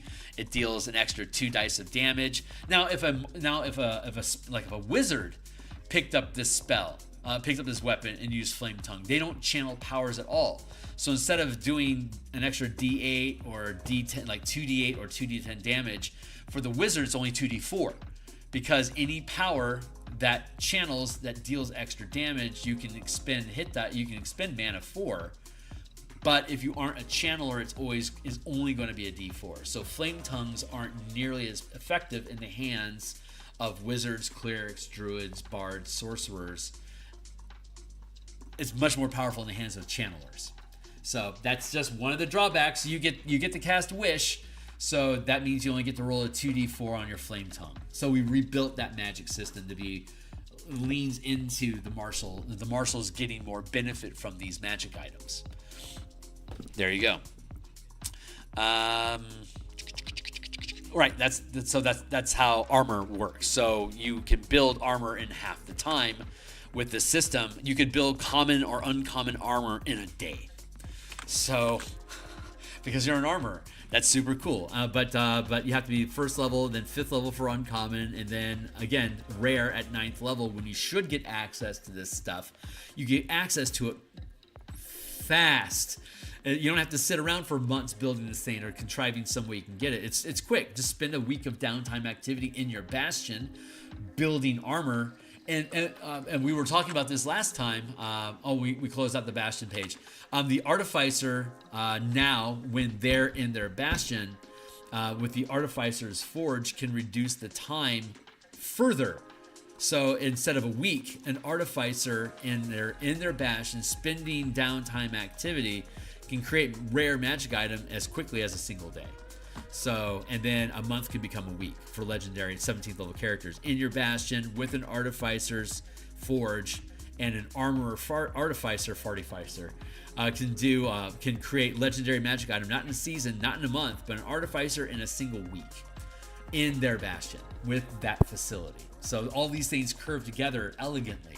All the stuff that I built is designed to work together. And they can work by themselves, they're self-contained. But you can see if you utilize other things from the resources that I'm building, they're all designed to work together to synergize, just like a well-crafted deck of Magic cards. It's all designed to synergize together. So that's our tools of the trade. I love that. I'm happy with it. Armorer spells. Let's see what's changed. Magic Missile, Thunderwave, Mirror Image, Shatter. This was from the Unearthed Arcana before.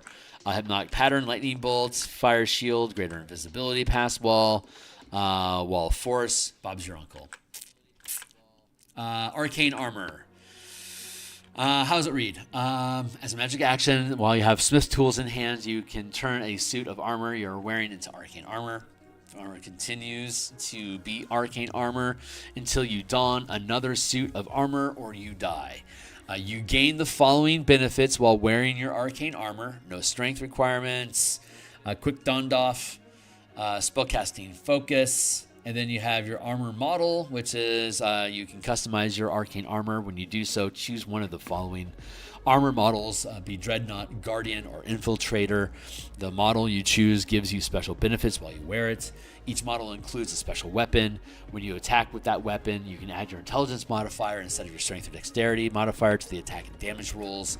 You can change the armor's model whenever you finish a short or long rest if you have the Smith tools in hand. And then we go into the specifics.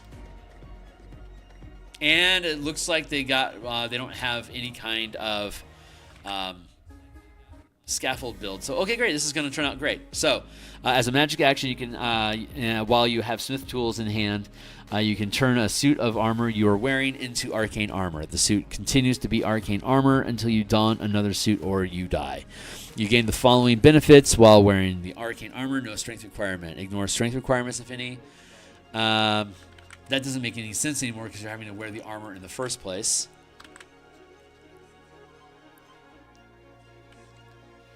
That's an interesting limitation. So that no longer applies. Oh no, wait. If your armor normally has a strength requirement, okay, great. Never mind. I missed that. No strength requirement. Quick donned off. You can don and doff armor as a utilize action. You can don and doff armor as a utilize action. Armor can't be removed against your will. The armor. I'm going to keep second skin because I like being able to replace missing limbs. I just do. I think that's cool. Second skin, we're keeping it. Quick donned off. Spellcasting focus. Those are all good. Now we're looking at armor models.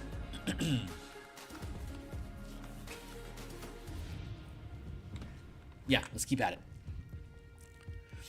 You can customize your arcane armor. When you do so, choose one of the following armor models: Dreadnought, Guardian, Infiltrator.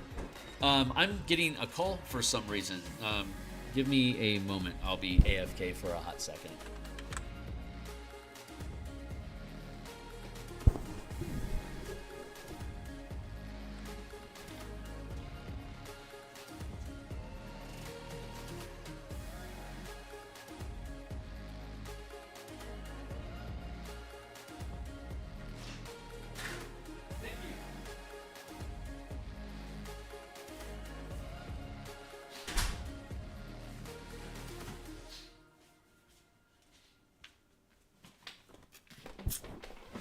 Oh, I just got a Christmas gift from family.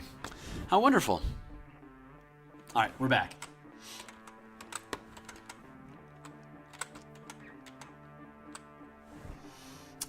Each model includes a special weapon. When you attack with that weapon, you can add your intelligence modifier instead of your strength modifier.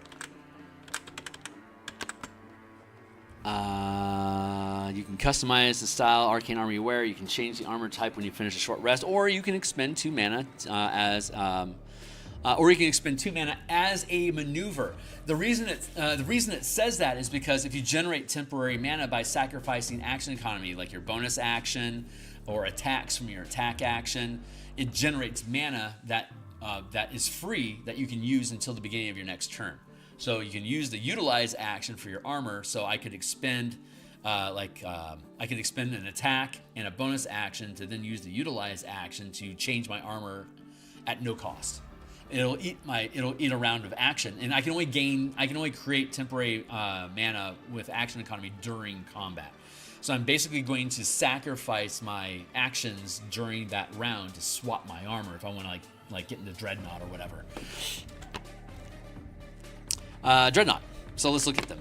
Dreadnought, super big, bigger weapon.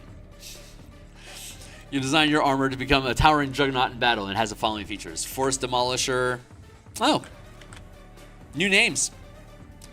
Cool. Let's see. Force Demolisher, an arcane wrecking ball or sledgehammer project from your arm.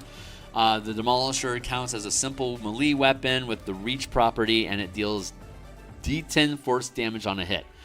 If you hit a creature that is at least one size smaller than you with the Demolisher, you can push the creature up to 10 feet away from yourself or pull the creature 10 feet towards yourself. I love that.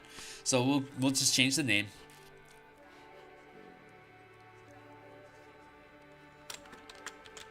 For Force Demolisher.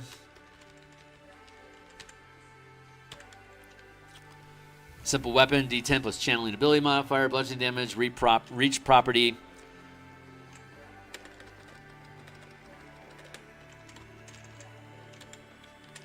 When you hit a weapon one size smaller than you, you can push the target 10 feet or pull them 10 feet.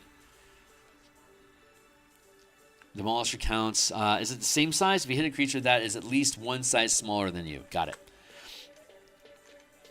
And then Giant Stature. As a bonus action, you transform and enlarge your armor for 1 minute. As a bonus action, you can increase your size to large, if not already. If there's a space to do so, you can use this feature a number of times equal to your channeling ability modifier. You regain all uses when you finish a long rest. You can spend 2 mana as an exploit to regain 1 use during the bonus bonus action. So, and it's an exploit, so you can generate mana to do it for free. But it's a bonus action to increase size, so you'd have to sacrifice your reaction for 1 point and an attack for 1 point, or if you have the extra attack option, both attacks to get that, use that bonus action to bigify yourself. I would recommend sacrifice your reaction and an attack to bigify yourself, and then with a bigger size, use that last attack to actually make an attack.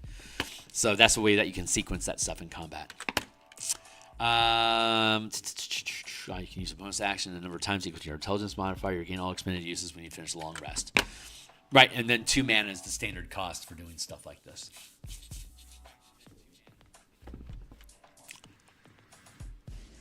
When it's something that you can do a number of times equal to an ability score, generally to do it more often is going to cost 2 points. Generally. Guardian. You design your armor to be in frontline conflict. It has the following features. Frontline combat utility. Thunder Pulse. You can discharge concussive blasts with strikes from your armor. The pulse counts as a simple weapon and deals D8 thunder damage on a hit. A creature hit by this pulse has disadvantages on attack rolls against targets other than you until the start of your next turn. And then Defensive Field. While bloodied, you can take a bonus action to gain temporary hit points equal to your Artificer level. You'll lose these temporary hit points if you doff the armor. Oh, wow, that's ongoing. So cool. Let's change that. Thunder Pulse.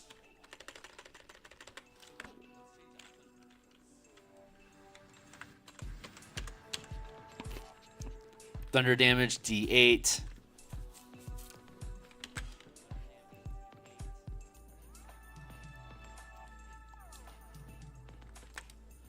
Simple melee weapon. I don't know why it's a D8 instead of a D10. I don't see the logic there unless they think the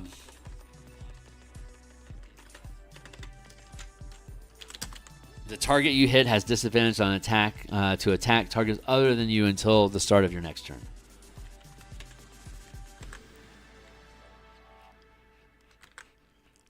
I don't know why it's a D8 instead of a D10. It's because it's thunder damage versus bludgeoning damage. Is it? No, it's force damage now.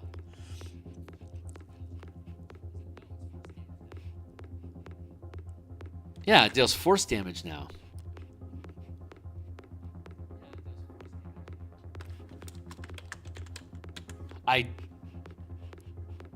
It's because it's against multiple attacks. On attacks, to attack, the target you hit has disadvantage to attack targets other than you until the start of your next turn. So if it has multiple attacks, it applies all that disadvantage to all of them. It's basically goad. I see why it's a D8 now. That makes sense. And then Defensive Field. While bloodied,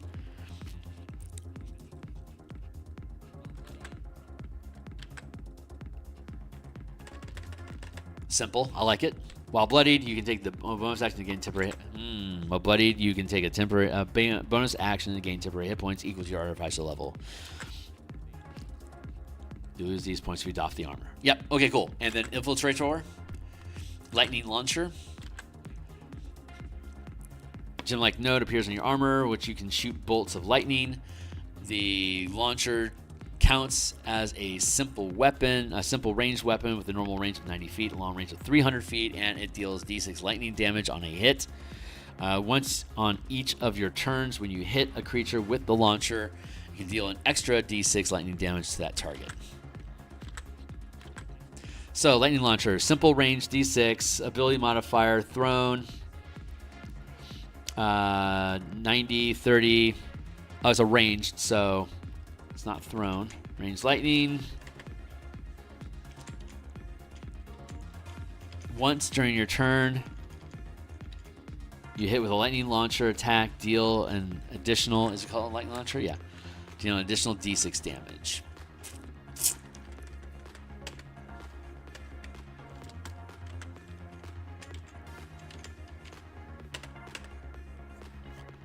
Once per turn. I generally don't like things that are only once per turn.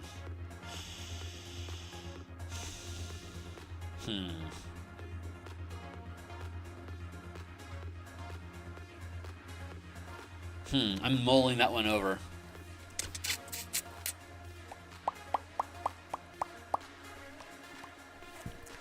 Range attack, D6.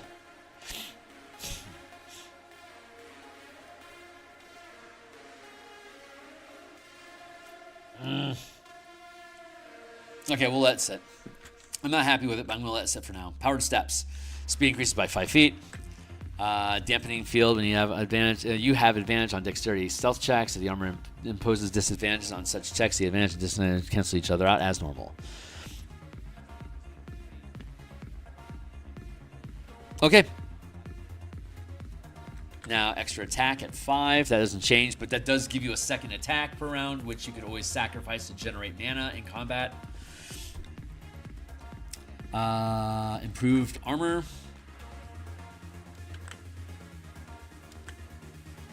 Okay, so they changed the name on this. Let's go with it. Armor replication. We might get through this.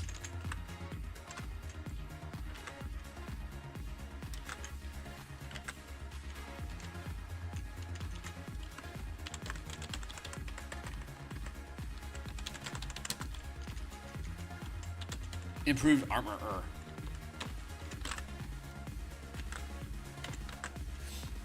You learn an additional plan for your replicate magic items feature, and it must be in the armor category. If you replace that plan, you may replace it with another armor plan.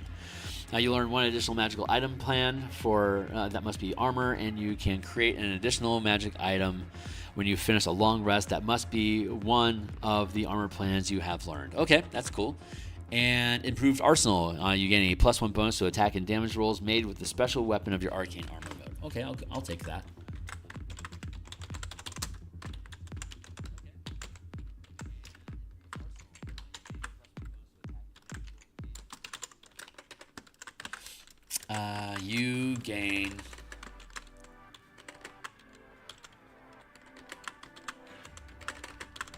You gain a +1 bonus to attack and damage rolls made with the special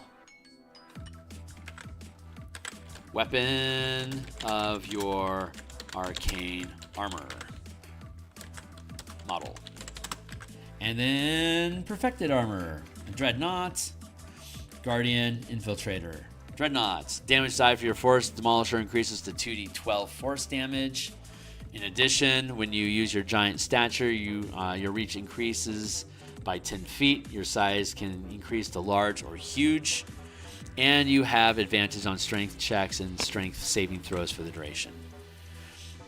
Guardian, your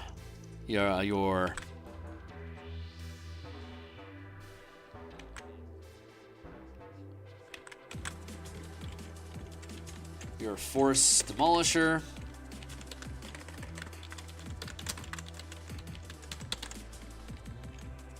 your weapon reach increases by 10 feet. You can increase your size to huge instead of large, and you can fly. Can we also fly? Did they get rid of flight?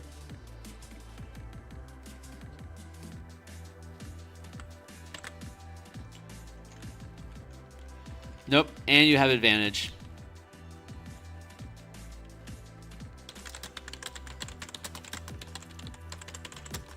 So he checks and saves.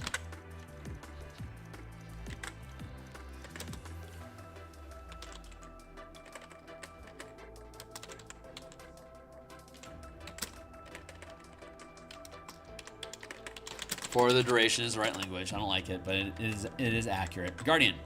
The damage die of the Thunder Pulse increases to D10. In addition, I'm gonna change that. It is the Martial Powers way. Guardian, the damage of your Thunder Pulse.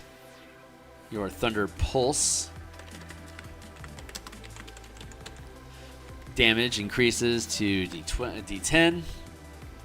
In addition, when a huge or smaller creature you can see ends its turn within 30 feet of you, you can take a reaction to magically force that creature to make a strength saving throw against your spell save DC on a failure.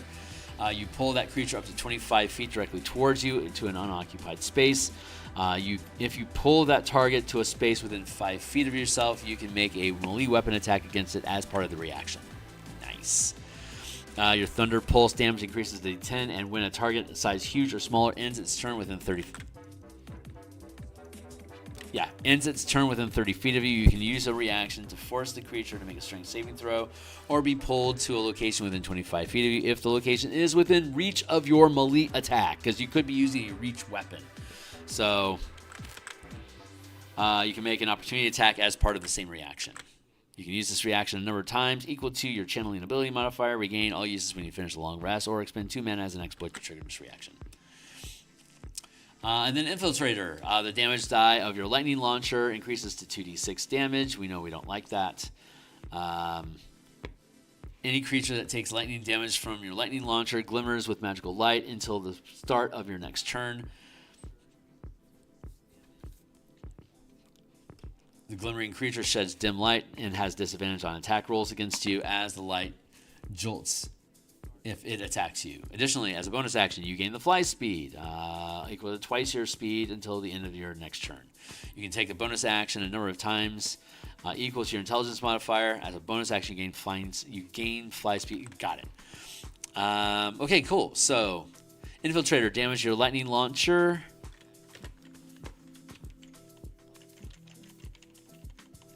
Increases to, fuck you, 1d8. And the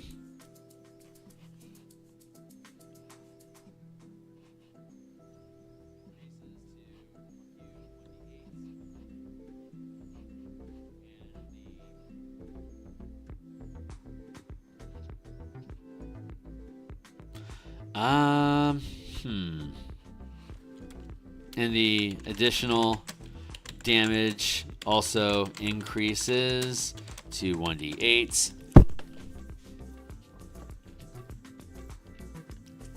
You can, of course, channel mana to increase these damages to continue scaling up the damage. You can sacrifice an attack to gain extra damage. You can sacrifice your bonus action to gain extra damage.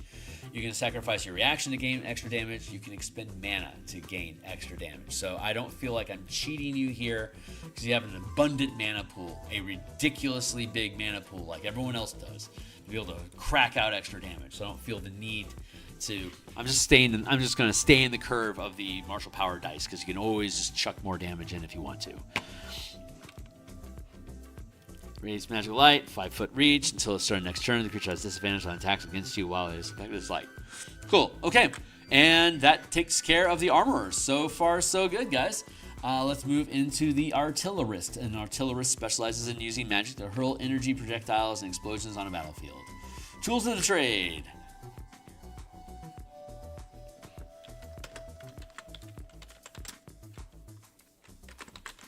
Efficiency. What time is it now? It's 11:30. I got that done in 30 minutes, and we have 3 more to go, so we could be done. At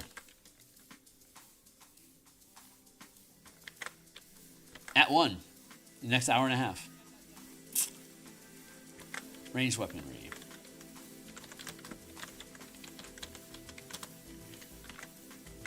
Tools of the trade, period.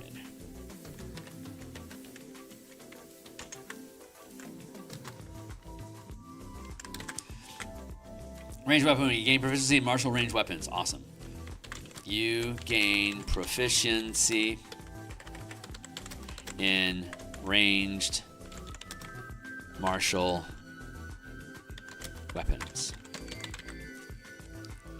Martial ranged weapons.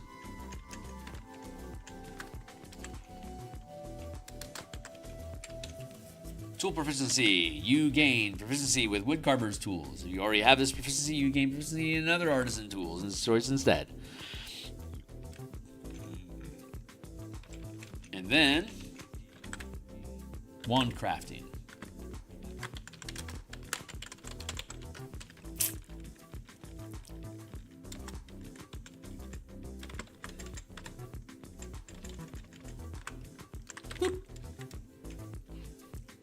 Half the time. We don't do half time. We do modified time. Week, month, month.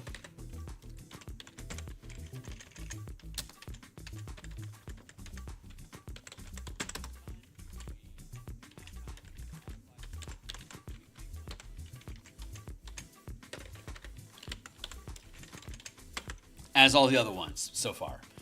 So when you're crafting a wand, Cantrip or first level spell is common. Second, third level uncommon. Fourth or fifth is rare. Sixth and seventh very rare. Eighth and ninth level spell legendary. That might not be what the normal curve for wands are in the DMG, but that scaling for spell scrolls is accurate for the rarity of items and empowering, like empowered armor or empowered spells. This is the same scaling that we have, and it's the same scaling that we have for NPC hirelings as well. So it's a consistent model, and again, we don't get access to rare spells until 9th level, where we're able to cast 4th and 5th level spells already.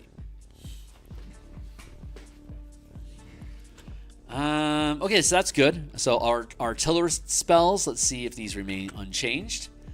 Shield, Thunderwave, Scorching Ray, Shatter, Fireball, Wind Wall, Ice Storm, Firewall, Cone of Cold, Wall of Force. Very good. Let's go. Eldritch Cannon. Let's go. Do we still have a stat block for Eldritch Cannon? Yes, we do. But it looks like they've made it much simpler. So, cool. Let's go. Using smith tools or wood carving tools, you can make a take a magic action to create a small or tiny eldritch cannon in an unoccupied space on a horizontal surface within 5 feet of yourself. The cannon's game statistics appear below. You determine its appearance, including whether you carry it or not, and your choice of legs or wheels for the latter. It disappears if it reduces 0 hit points or after 1 hour. Now you can dismiss it early as a magic action. Once you create a cannon, you can't do so again until you finish a long rest or expend a spell slot to create one. You can have only one cannon at a time and can't create one while you already have one. So, Eldritch Cannon. Using woodcarver or smith tools, you can create a tiny or small eldritch cannon construct that appears on a surface that you can support it within 5 feet of you. It's simplified the stats.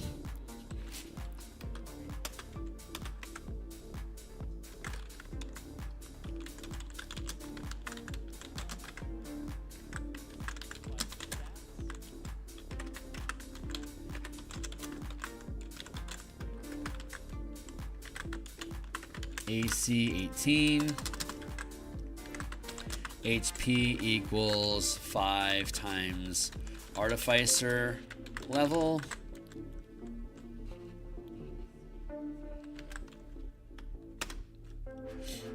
Mending, cantrip, heals, 2d6 HP.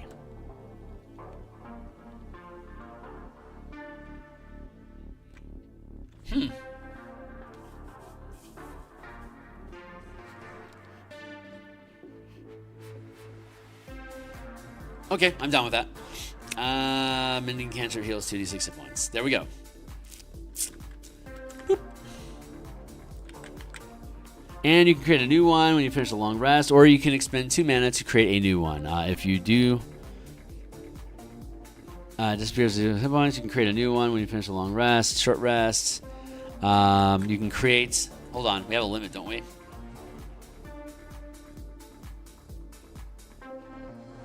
Oh no, it's just once. Got it. Spell slot if you don't have one.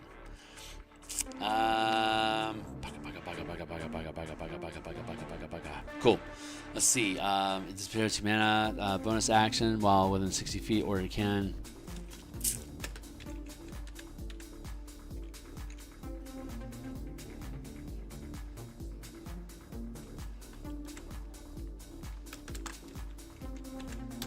There.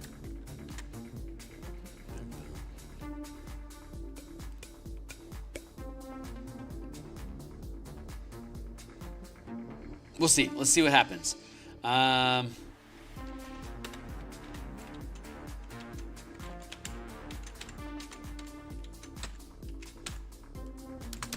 What's up? I'm struggling with the part of writing a setting book that I always leave blank. Lore blurbs. Yeah, I'm not really big on lore and flavor text myself. We've modified a lot of the class features to the Artificer in general for the base scaffold using the mana system. So there's a rule about completely duplicating, just like just raw duplication of content.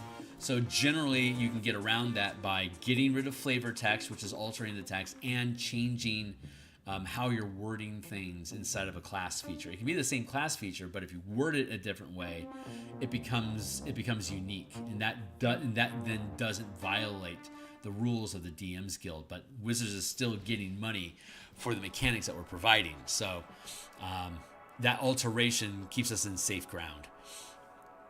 Alchemist, Armor, Artillerist. Let's get back into Artillerist.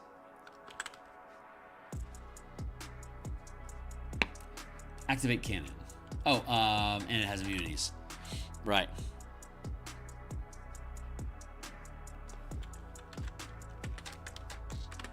Immune to psychic and poison damage.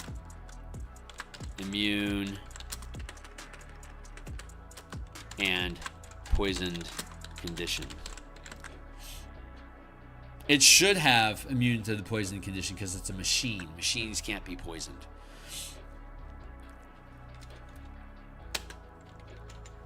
Bonus action. Activate cannon.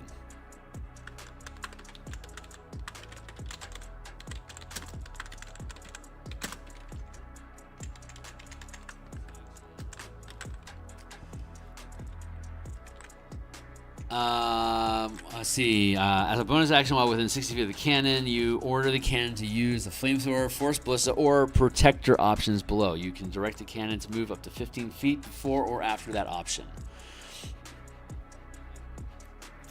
To order the cannon to use flamethrower, force ballista, or protector options below. This might not be changed. Flamethrower.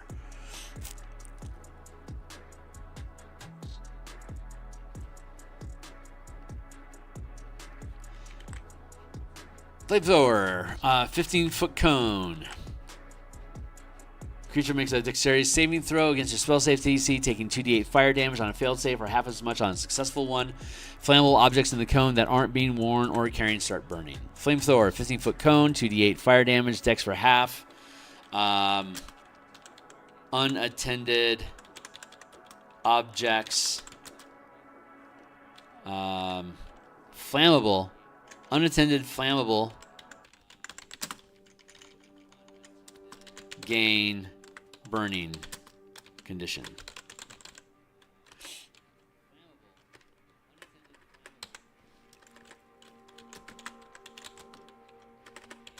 Which is 1d4 damage per round. Force Ballista is make a ranged spell attack originating from the cannon at one creature or object within 120 feet of it.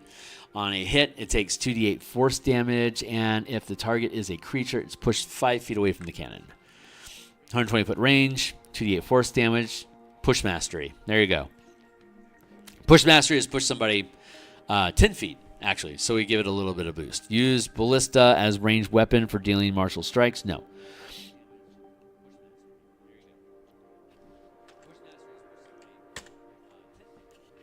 Protector. Cannon emits a burst of positive energy that grants itself and each of its creatures of your choice within 10 feet of the cannon a number of temporary hit points equal to D8 plus your intelligence modifier. 10-foot burst, 2d8 fire damage, 15-foot cone deals 2 power dice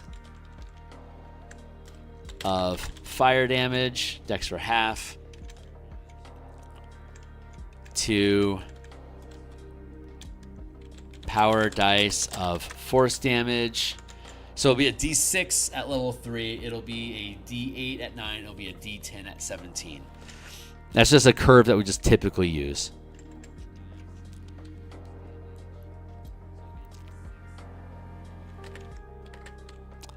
Range is 1 power die plus casting mod.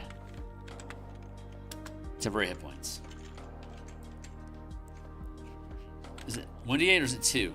Yeah, it's just 1d8. Okay, cool. Arcane Firearm.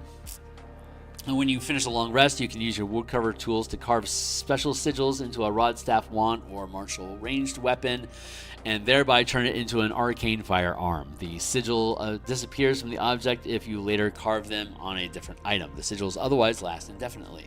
You can use your arcane firearm as a spellcasting focus for your Artificer spells. When you cast an Artificer spell through the firearm, roll 1d8 and gain a bonus to one spell's damage equal to the number rolled. Cool. Take a sip here real quick.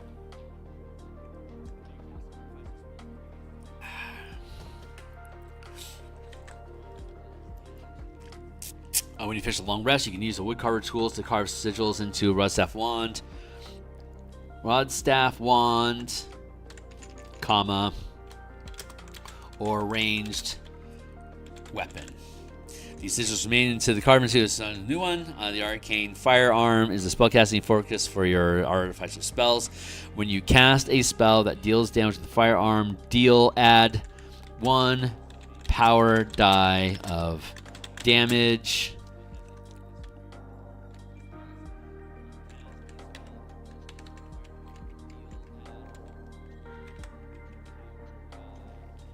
and then level 9 is explosive cannon. Explosive cannon. Eldritch cannons can create more, become more destructive. Let's get rid of that.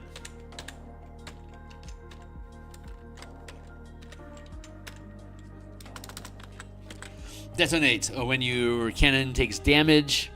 When your cannon takes damage, you can take a reaction to command the cannon to detonate if you are within 60 feet of it. Doing so destroys the cannon and forces each creature within 20 feet of it to make a dexterity saving throw against your spell save CC, taking 3d10 force damage. This is 9th level, okay. Taking 3d10 force damage on a failed save or half as much on a successful one. And then firepower. The cannon's damage roll and the number of temporary hit points granted by a protector increases by 1 power die. The cannon's damage increases by 1 power die. And at 9th level, that is a D8, so now it's doing D8s. Detonate. When your cannon is reduced to, when your cannon takes, I like that, when your cannon takes damage at any time you want, takes damage, and you are within 60 feet of it, you can use a reaction to detonate it, dealing 3 power dice of damage, 3 power dice of force damage to all creatures within 20 feet of it. Dex save for half. Firepower block.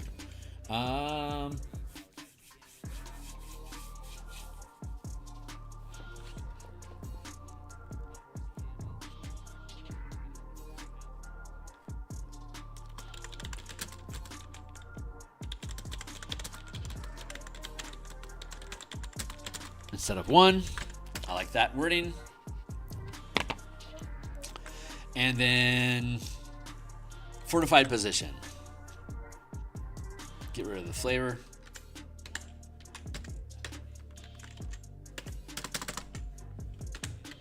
Double firepower. You can now have 2 cannons at the same time, and you can create 2 of them with the same magic action. If you expend a spell slot to create the first cannon, you must expend another spell slot to create the second. You can activate both of them with the same bonus action, ordering them to use the same activation option or different ones.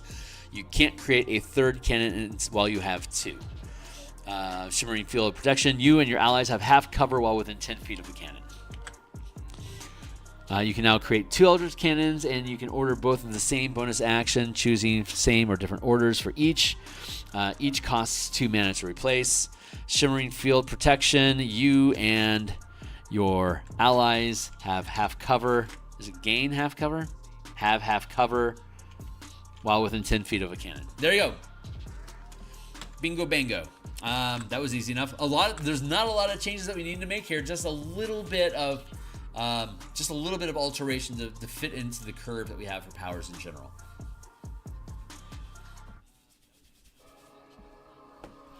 Now, if I were to release this as a separate book, not involving martial powers, I would just default all this stuff down to a D8 or like increase it to a D.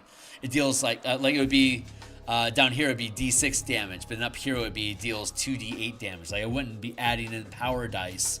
I would just be specifying, given the level of the character, what type of die it would be. And then when you take the martial powers system and add it onto this, you can see how it scales and changes.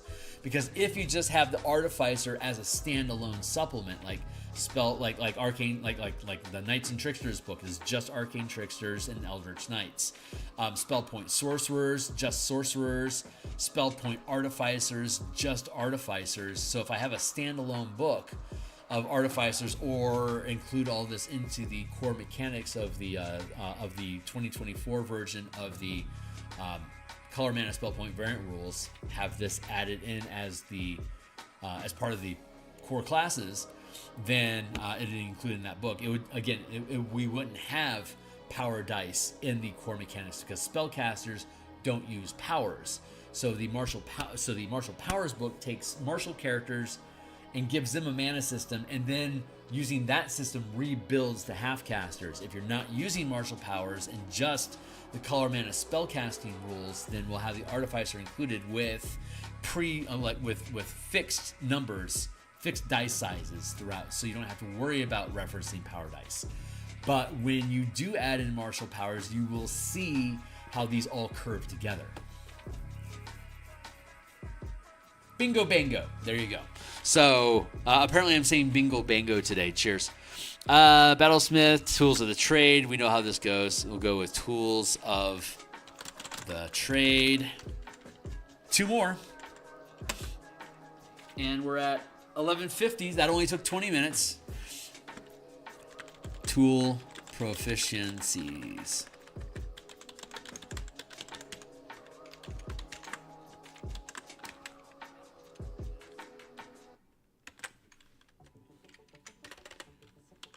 Period. Bop. You gain proficiency with Smith's tools. If you already have this proficiency, you can replace it with something else. And then weapon crafting.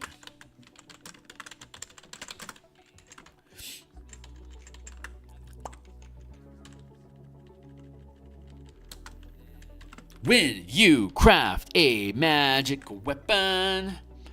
Weapon crafting, when you craft non-magical or magical weapons, the amount of time required to craft is halved.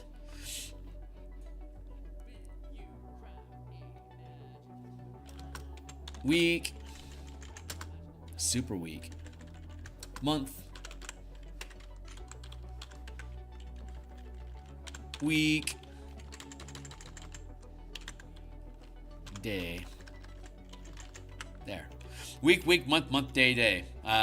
Week, month, season becomes day, week, month. There. Same as it ever was. Same scaling. And for non-magical weapons, here's your point. Here's your cost value. Generally,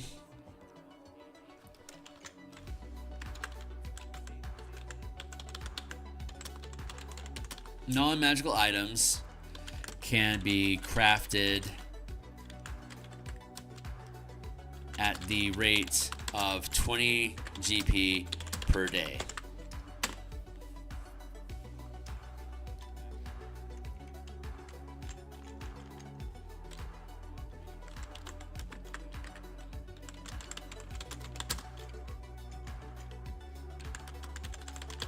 There, let's add that in for the lulz. Since this is the first one that's making reference to... hold on. Did the armor allow us to make normal stuff and I just missed it? Maybe it was slid in there and I just missed the subtlety in the hype.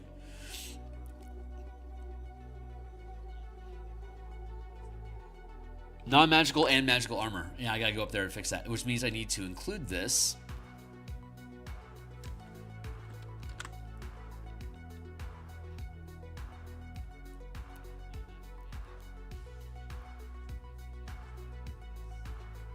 There.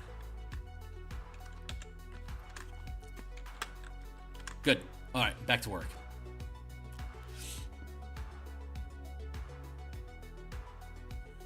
Battlesmith, right. Features, there we go. That's solid, very good. Battlesmith spells. Words. Let's go find it. Here we are. Battlesmith, heroism shield. Shining Smite is replaced with Axiom Strike. Shining Smite, when you're using the martial power system, you don't use the paladin spells. They're all replaced with strike powers. And we talked about the paladin earlier, that they have the divine smite class feature, which allows them to create additional mana with their bonus action to spend as part of the strike. So let's go visit that here real quick.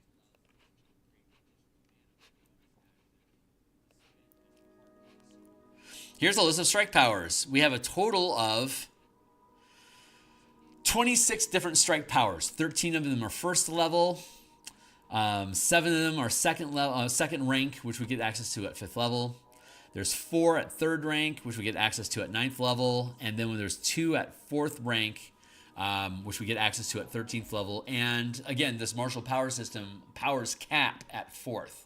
I just didn't see enough stuff without being like super weird and very like caveat-y and nuanced. I didn't see a way for us to build out 200 things on a scaffold of 1 to 5. And I didn't want to have powers not be accessible until 17th level, because it's very realistic for a campaign in D&D to go from like level 3 to 14 or something like that. So I wanted to make sure that all the toys in the toolkit were going to be available for that mid-level campaign capper, so you have an opportunity to play with everything.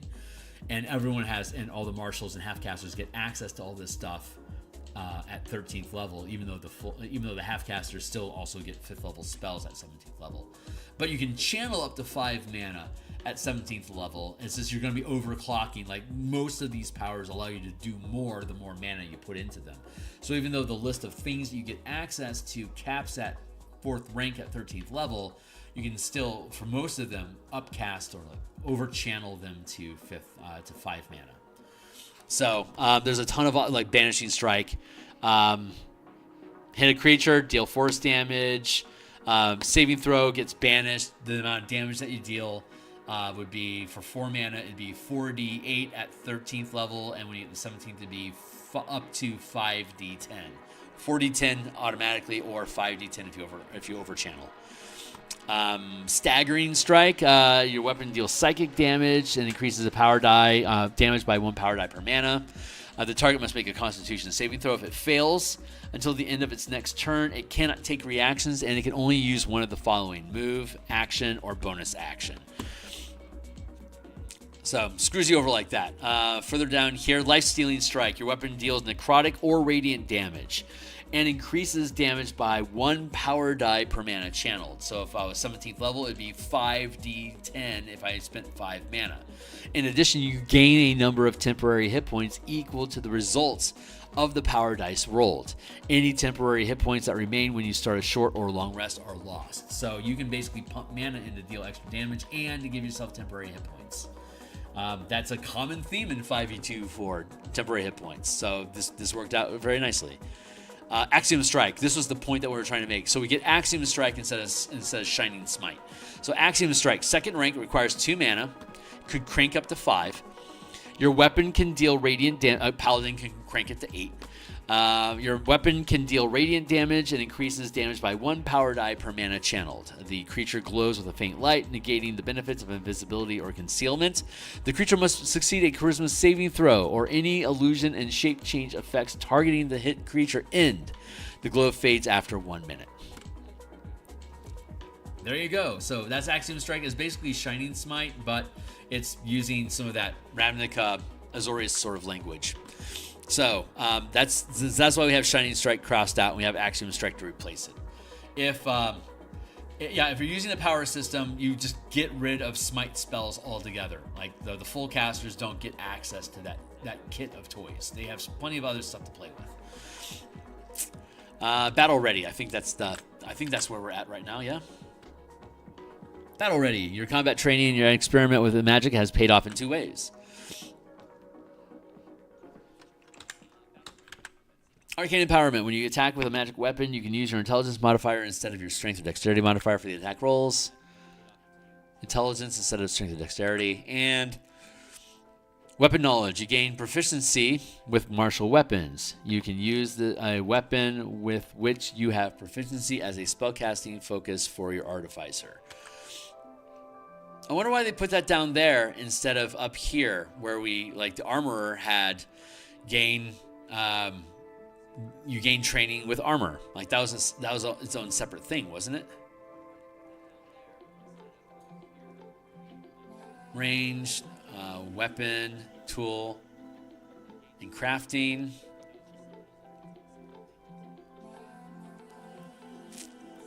Training, tool, and crafting.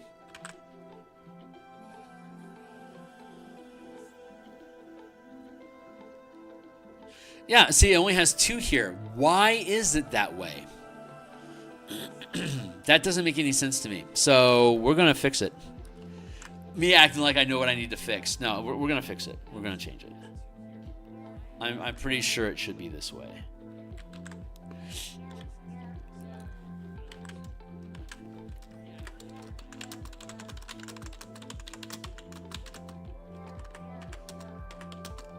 As a spell casting focus for your Artificer spells. So what does that leave us with here for battle ready?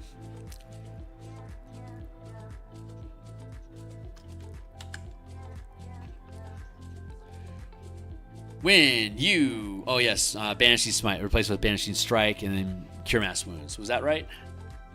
Yes. When you attack with a magic weapon, you can use your intelligence modifier instead of your strength and dexterity modifiers for the attack and damage rolls. Okay, that sounds like a ribbon feature at this point. Battle ready.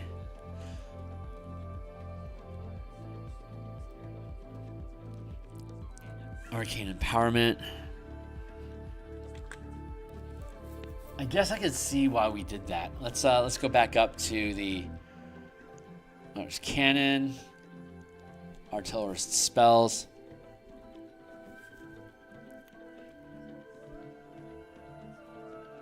and then armor.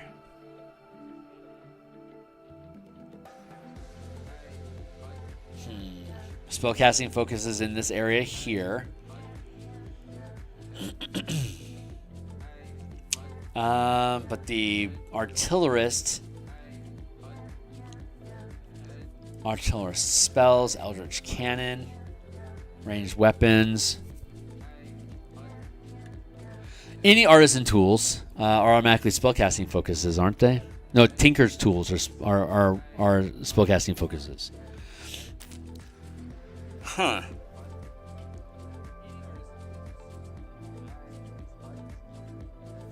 Is that right? Do artillerists they only get Tinker tools? They don't get to use Woodcarver tools.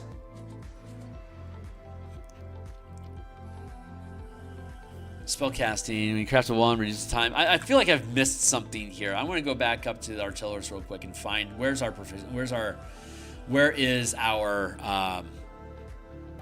artisan tools? Art efficiency, wand crafting.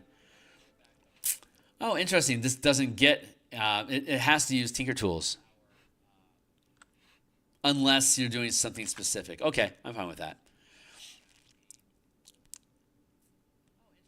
That does kind of make this feature a little thin, doesn't it? I can see why they repositioned the weapon knowledge to battle ready, because battle ready is a very slim feature. It's still the same amount of features. I think they're just doing it to make it look better, so it doesn't warrant its own thing. When you attack with a magic action, you can use your intelligence modifier instead of your strength and dexterity modifiers for attack and damage rolls.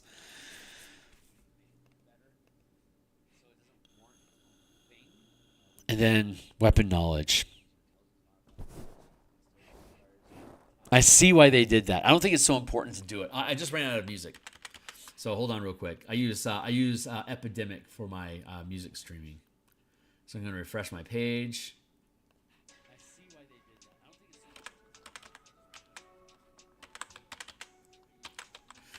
it's that decision. It's not a mechanical decision. It's an aesthetic decision.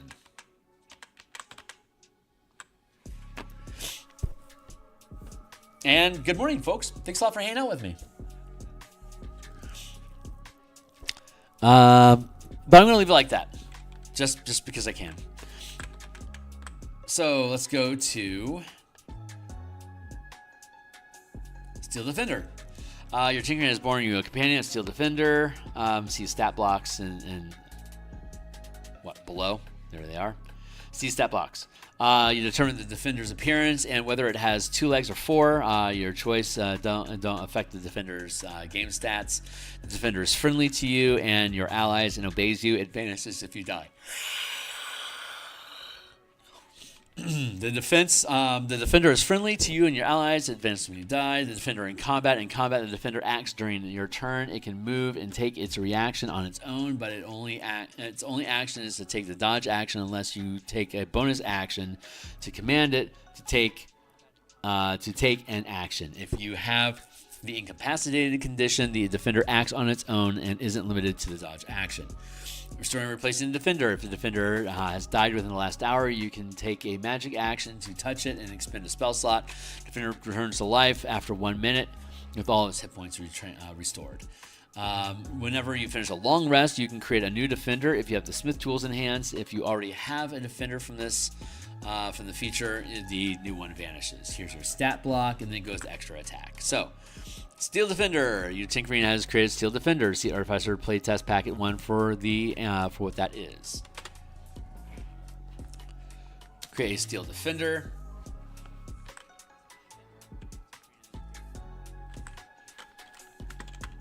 See Forge of the Artificer for stat block.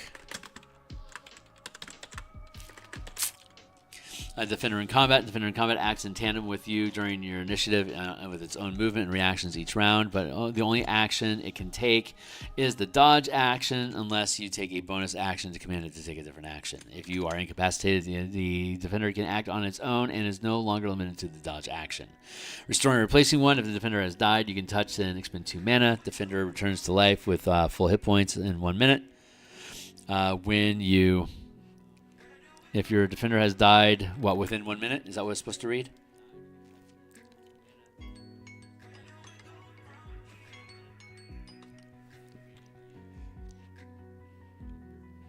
If the defender has died within the last hour.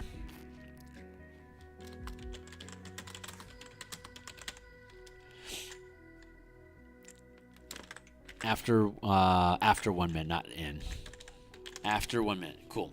When you finish a long rest, you can create a new defender, replacing the prior defender if it exists.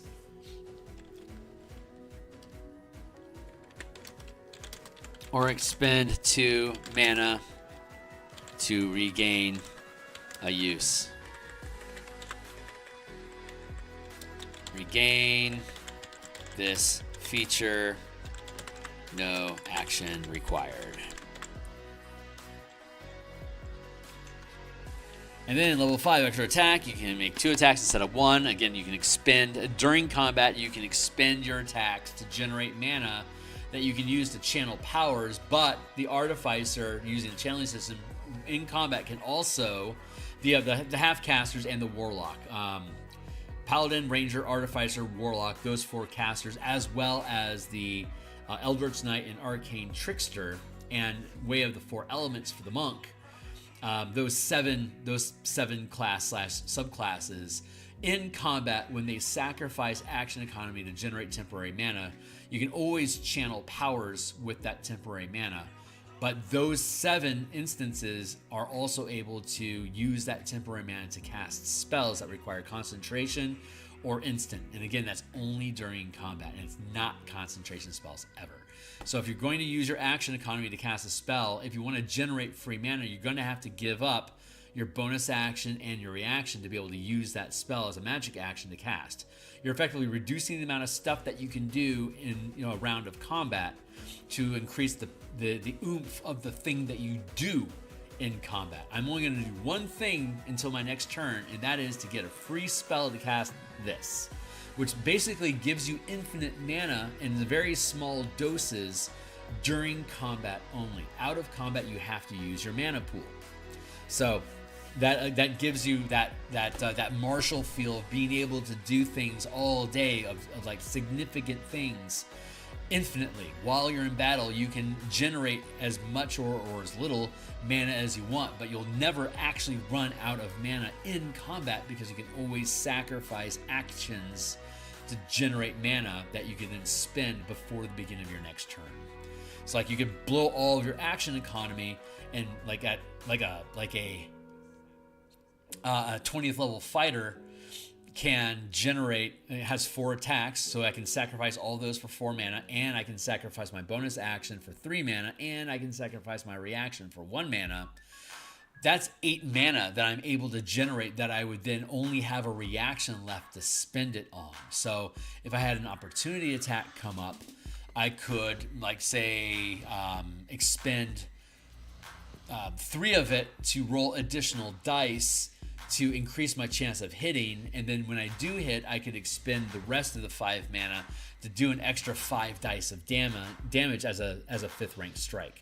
So my fighter, confident that something bad is going to happen, like I'm holding my action, I'm cashing all my action economy, and I am and if I see this, like, anticipate is a reaction, that if I see somebody attempt to attack me, I can attack them first, and if I hit them, and like say if I push them out of range, then their attack isn't cached, but I attack them like quick draw. I see they're attacking me, I'm going to expend 3 mana to attack them instead and gain extra dice of damage to attack them and hit, and then blow even more mana to ramp up the amount of damage I do. So like you can have, like, you know, quick shoot, like what is it, a gun duel, or why can't I think of that Western term?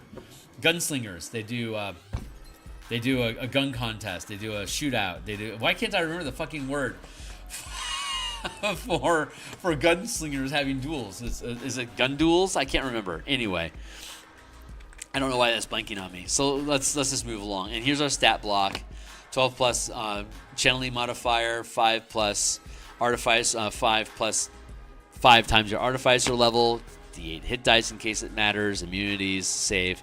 I could stat this stuff out, but it's obnoxious, so I'm not going to. When I actually publish the Spellpoint Artificers book, I probably will, but I'm not going to bother with it right now. Arcane Jolt, that's still a thing. When either you hit a target with an attack using a magic weapon, or your Steel Defender hits a target, you can channel magical energy through the strike to create one of the following effects: Destructive Energy, which is ramp the damage, or Restorative Energy, which is choose one creature or object you can see within 30 feet of the target.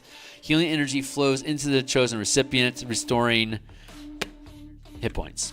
You can use this energy a number of times equal to your intelligence modifier, but you can do so no more than once per turn. You regain all expended uses when you finish a long rest. So how does that turn? When a defender hits with an attack, or you do so with a magic weapon, you can channel magical energy through the strike to create one of the following effects. Destructive Energy. This is 9th level. So Destructive Energy, the target takes...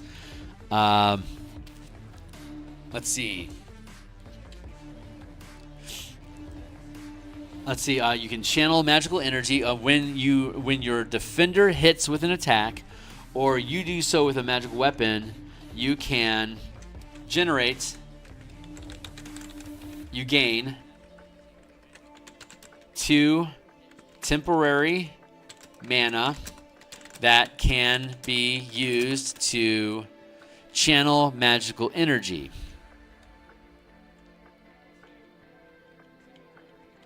in one of the following effects, in one of the following ways.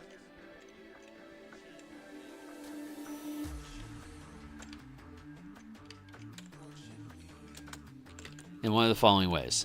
Destructive Energy. The target takes 2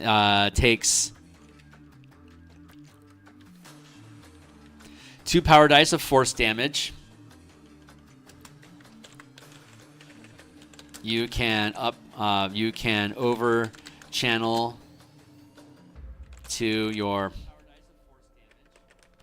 this counts towards your max channel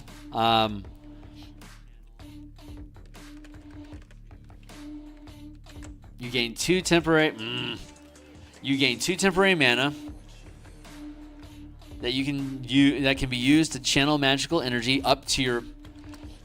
This counts towards your max channel limit.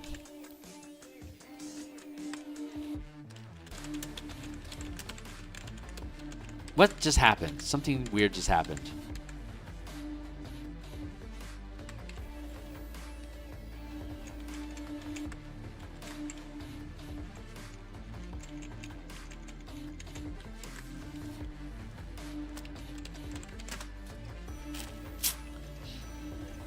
In one of the following ways. Destructive energy. The target takes 2 power dice of force damage. A creature or object within 30 feet of you is healed for 2 power dice of damage.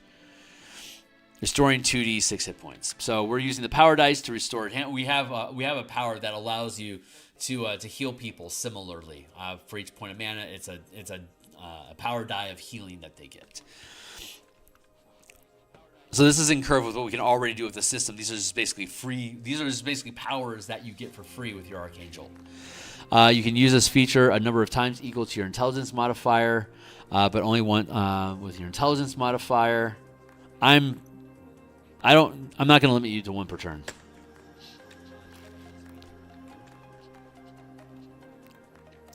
And you regain all uses because you could, for example, if you had so let's say you had a flaming sword and you're using Arcane Jolt with your flaming sword. You are 9th level.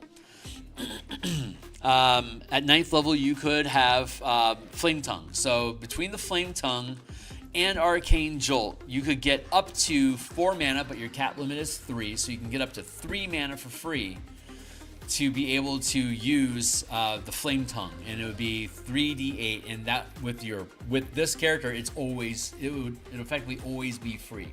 So Flame Tongue is a really good, you would want to build a Flame Tongue or a Vicious Weapon to be able to get those 2 points of free mana for extra dice, and then use Arcane Jolt with it to cap it. At level 13, when your max channel limit reaches 4, you can use Arcane Jolt and Flame Tongue together to automatically get 4 extra dice of damage. At 17th level, when your max channel limit is 5, Arcane Jolt gives you 2, Flame Tongue gives you 2, and now you can take that, you can spend 1 point yourself, either from your mana pool or by, say, sacrificing an attack if you wanted to get that extra 5th point of mana in there. And of course, the Paladin has a max, at 17th level, has a max amount of dice of 8. 3 from the bonus action and 5 from your pool. So the Paladin would be able to use, a Paladin at 2nd level has a limit of only 1 extra mana off of the bonus action. So if you went Artificer, Battlesmith 9, and went Paladin 9, that'd give you level 17. Max channel limit is 5, so both of those classes would still have access to that 5th level channeling as a multi-channeling character class. But the Paladin would be limited to 3 mana. Would only get 2 mana from the Paladin Smite, because you gained 2 points as a Paladin at 9th level as a bonus action to sacrifice your bonus action. So you get 2 points from the Paladin for free. You get 2 points from Arcane Jolt. You'd get 2 points from Flame Tongue. That'd be 6 points total.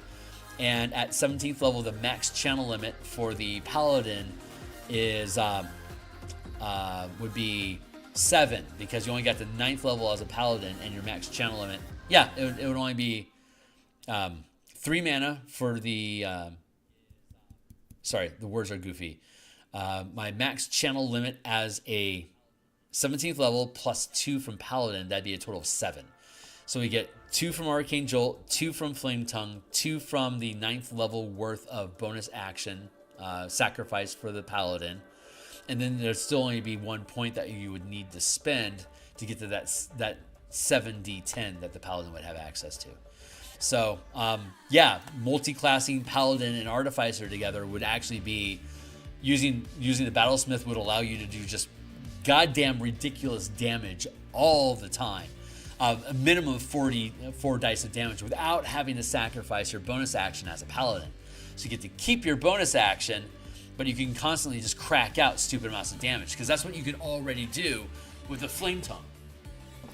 So it actually balances. Like if this character was using a Flame Tongue with Arcane Jolt as written, it would just be an extra. It would be an extra 4 dice of damage, 4d8.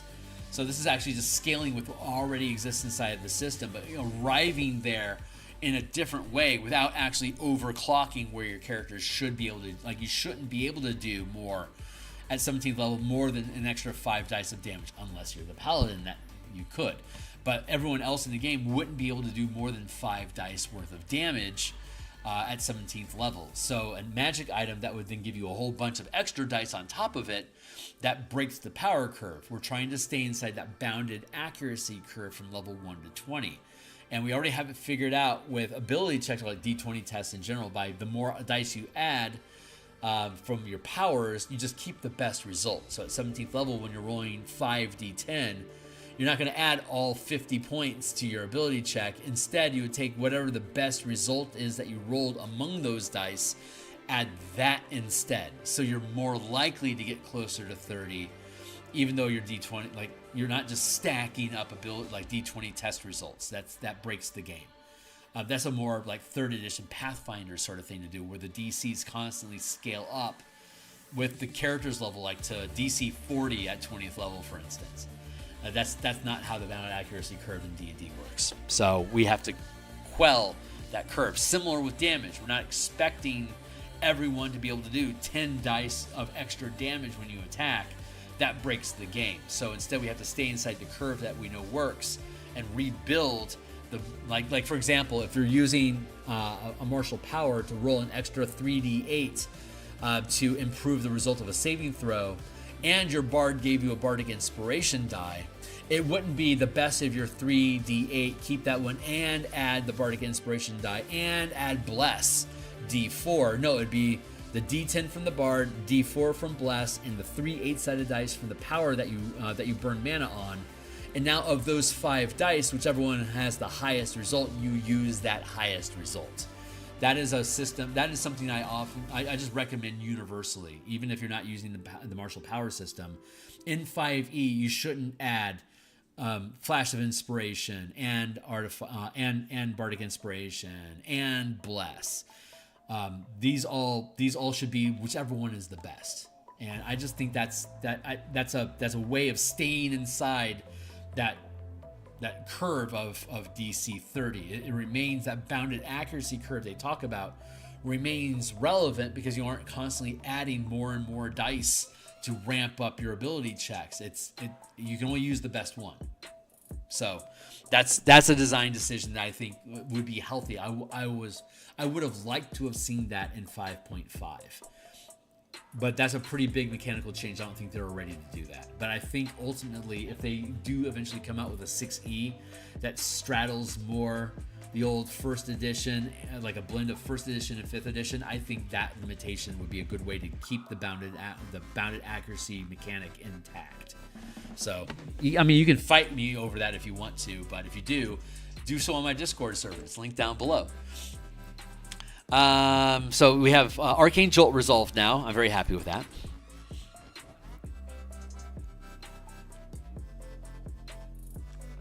Rest, or you can expend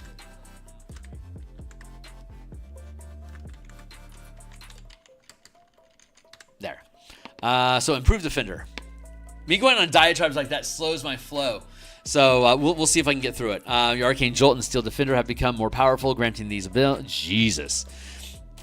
Improved Jolt. The extra damage and healing of your Arcane Jolt both increase. Let's see, level 15. That's too much. You can now deal 3 power dice instead of 2, and restoring a use of this feature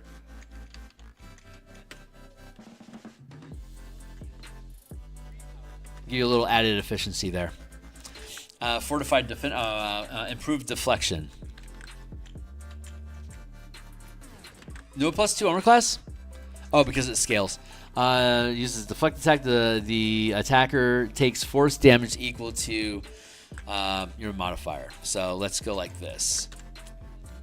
Whenever your defender uses deflect attack reaction, the attacker takes 1 power die of 1 power die plus your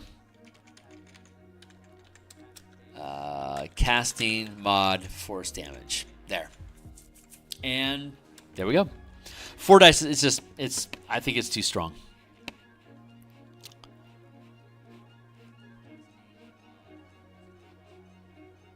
But let's revisit this real quick. In combat, the defender acts in tandem with you during your initiative or on your own movement and reaction per round, but the only action it can take is the dodge action. In combat, the defender acts in tandem with you during your initiative with its own movement and reaction each round, but the only action it can take is the dodge action unless you use a bonus action to command it to take a different action.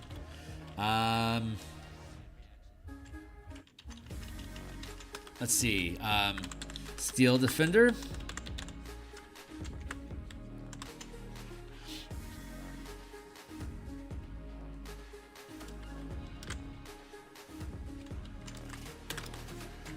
WOTC Forge of the Artificer. When your steel, while within 60 feet of you, when your steel defender hits with an attack, you can expend mana up to your max channel limit to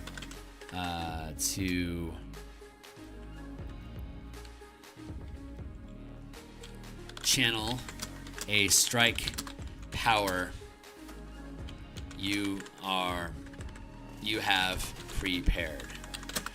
So your steel defender can make an attack. When it attacks, you can expend mana to ramp the damage that it deals. And then here at later levels, it's automatically generating those points, those points for you. So we're just building it in. So when you use the strike power, you will automatically, at 9th level, you will automatically get to deal 2 dice of damage with it. At 15th level, when you strike, you'll automatically do 3 dice of damage, and you can then chip in at 17th level an extra 2 points to cap it up at 5d10.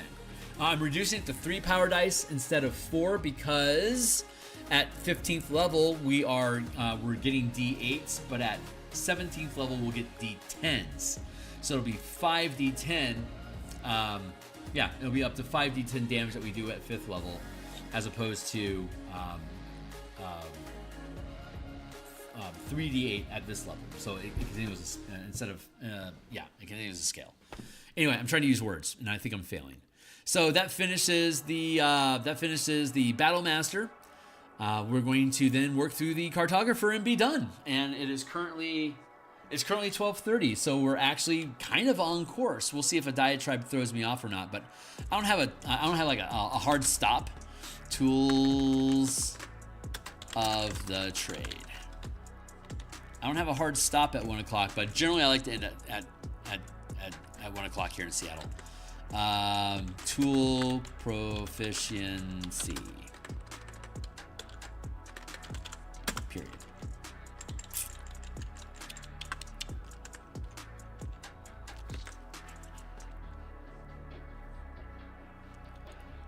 You gain proficiency in calligrapher supplies, in cartography tools, in calligrapher supplies, and cartographer tools.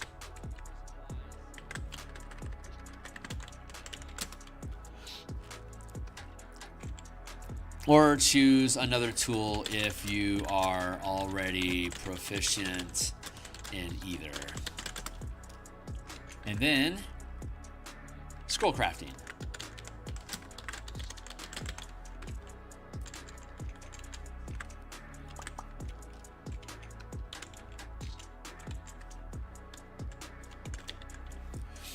Week, month, season.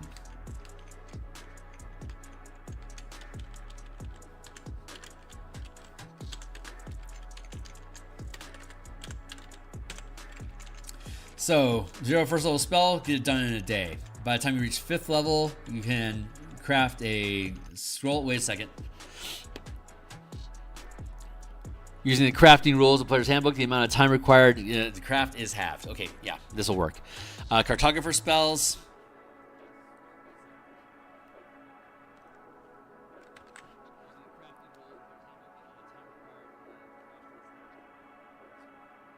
When you craft a spell scroll, using the crafting rules in the Player's Handbook. Let's look at this again. Spell scroll.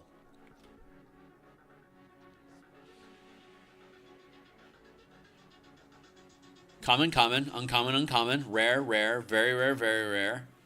It should be legendary, legendary here in my opinion, but whatever. Utility. Let's go. Let's see if this is a direct link to the rules on. Nope. It's just a lazy load into the Player's Handbook in general. How disappointing. You guys have the hyperlinks in here. You could have just used that. Crafting equipment. Like you could have clicked down here into crafting equipment.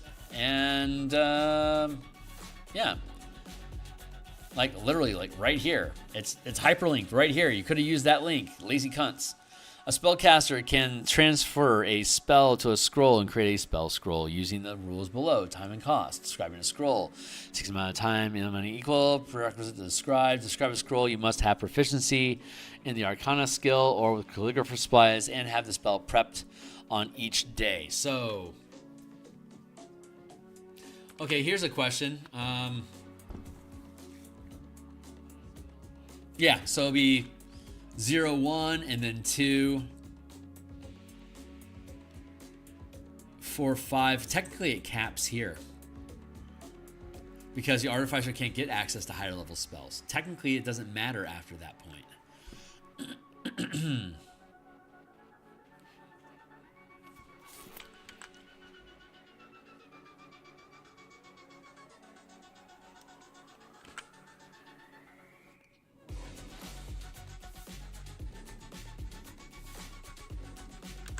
There. That's the right link. References here. I'm going to leave it in place just in case for some reason.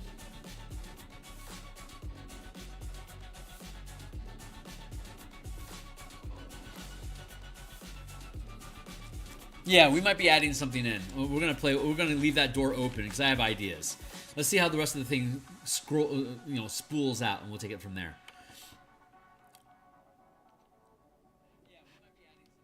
Oh, yeah, they're going to let us cast up to 9th level spells, huh? No, this is the Player's Handbook. That's the Player's Handbook. My bad.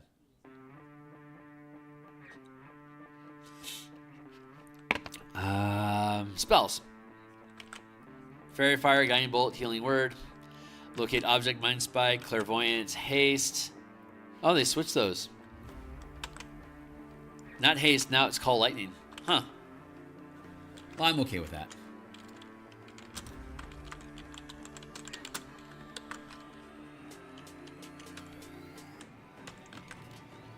Banishment, locate creature. Interesting. They got rid of freedom of movement. Scrying teleportation circle. Okay. Adventurer's Atlas. When you finish a long rest while holding cartographer tools, you can use that tool to create a set of magical maps by touching at least 2 creatures, one of whom can be yourself, up to a maximum number of creatures equal to 1 plus your intelligence modifier. Each target receives a magical map, which constantly updates to show the relative position of all the map holders, but is illegible to all others. The maps last until you die or until you use this feature again, at which point any existing maps created by this feature immediately vanish. While carrying the map, a target gains the following benefits. Awareness. Target adds D4 to their initiative rolls. Positioning. The target knows the location of all other map holders that are of the same plane of existence as itself. When casting a spell or creating another effect that requires being able to see the effect's target, a map holder can target another map holder regardless of sight or cover, so long as the other map holder is within the effect's range. And then Mapping Magic. That's a separate ability. Okay, cool. So Artificer's Atlas. When you finish a long rest, you can choose a number of creatures that you can touch equal to 1 plus your intelligence modifier, your casting modifier, which can include yourself. You use Cartographer's tools to create a set of magical maps. Each chosen creature becomes a map holder when you take possession of the atlas created for them. They need only carry the atlas on their body to benefit from the effects as detailed below. If you choose yourself to be on the map, to be one of the map holders, you can use your atlas as an arcane focus to cast Artificer spells. The map lasts until you die or until you use this feature again, at which point any existing maps creatures is replaced. While carrying their atlas, the map holder gains the following benefits. Awareness, the holder gains a plus D4, adds a power die to its initiative rolls, which starts in a D6, will become a D10 eventually. We already have powers in here that you can select that give you a power die bonus to your initiative, so that's not a change.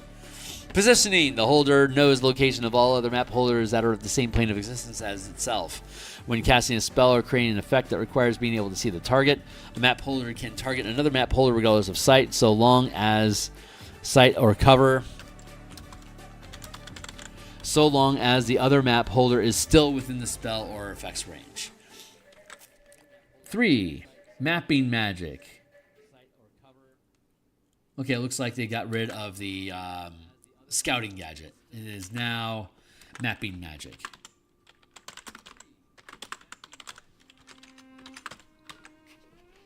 Illuminated cartography.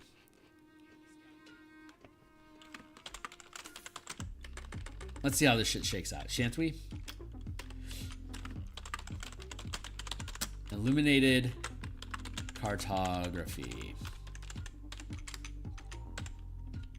And portal jump. Let's see how this goes. Illuminated cartography. You can cast Fairy Fire without expending a spell slot, outlining the affected creature as if in ink.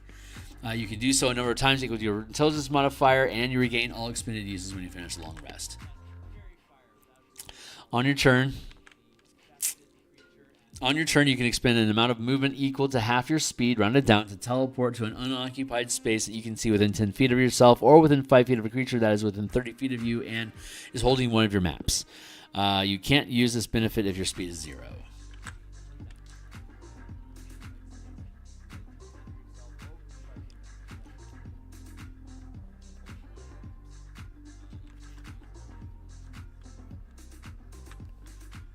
Within 30 feet of yourself or within 5 feet of a map holder.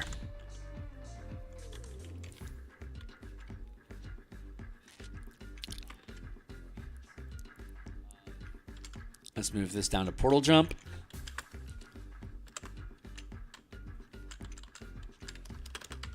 Oh, I see how it goes now.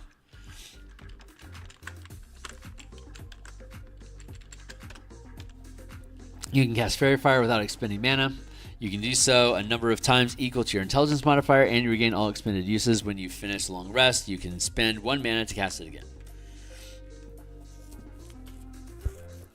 Is Fairy Fire on our list already? Yeah, it is.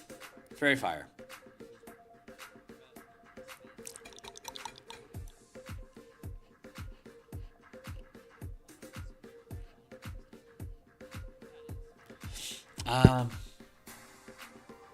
Hold on.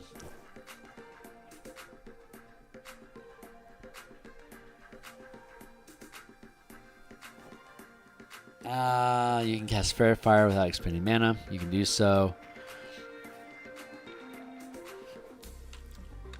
as a first level spell without expending mana. You can do so a number of times equal to your intelligence modifier. And you expend all these. You don't need to. I don't need to give you that back because it's a first level spell. You're going to spend 1 mana to cast it no matter what. Portal jump, and we got that resolved. Oh, they folded portal jump into 5th. Interesting. Now it's guided precision. Okay, let's see what this changes.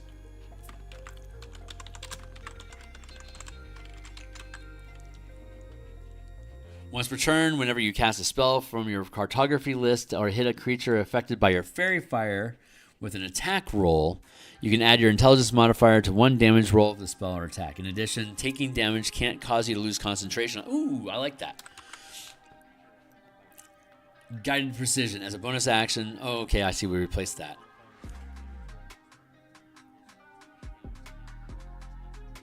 And it got rid of destroying the Atlas. I love that. Okay, great. These are good changes.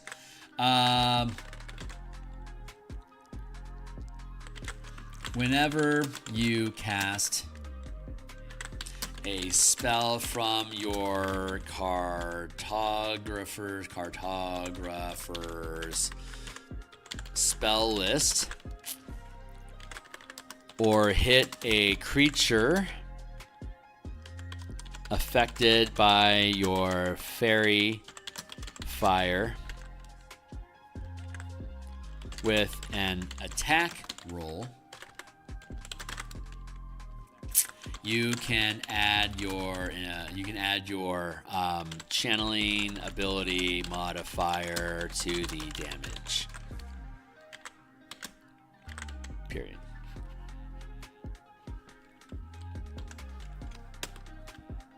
And in addition, taking damage doesn't disrupt concentration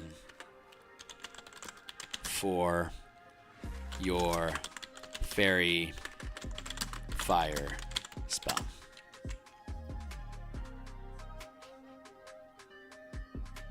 What the hell is going on with that line?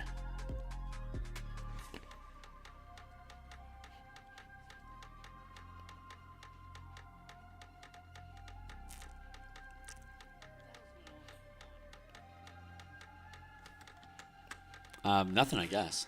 That's weird. Okay, cool. What is Ingenious Movement still active? When you use your Flash of Genius, you or a willing creature of your choice that you can see within 30 feet of yourself can teleport up to 30 feet to an unoccupied space that you can see as part of the same reaction. When you use a Flash of Genius, you or a willing creature of your choice that you can see within 30 feet of yourself can teleport up to 30 feet to an unoccupied space that you can see as part of the same reaction. Okay, and then Superior Atlas. Chemical Mastery, that's weird. Superior Atlas. Safe Haven. When a map holder would be reduced to 0 hit points but not killed outright, that creature can destroy its map. The creature's hit points instead change to a number equal to twice your Artificer level, and the creature is teleported to an unoccupied space within 5 feet of you or another map holder of its choice. When a map holder is reduced to 0 hit points but not killed outright, that creature can destroy its atlas. The creature is then teleported to an unoccupied space within 5 feet of you or another map holder of its choice.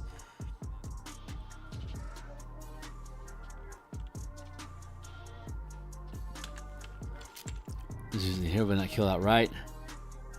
That creature can destroy its atlas. The creature regains hit points equal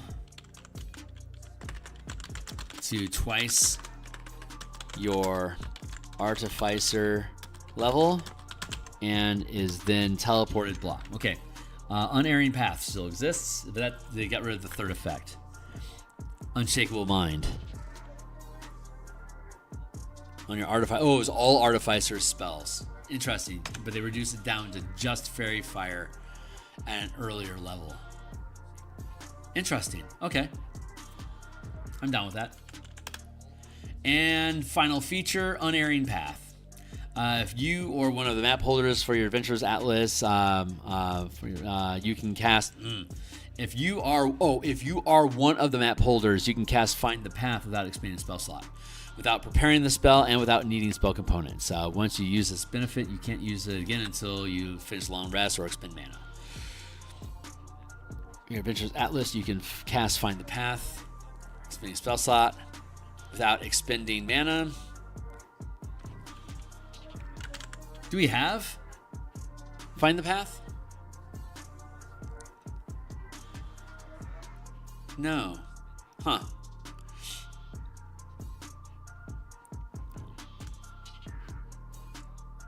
Once you use this feature, you can't use it again until you finish a long rest or whatever level spell that is. And the level of that spell is probably 4. I reckon. I could be wrong. Click over, buddy. Come on. You can do it.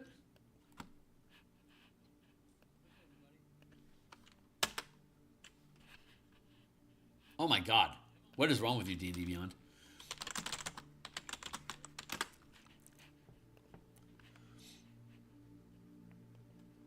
There we go. Finally it clicked through.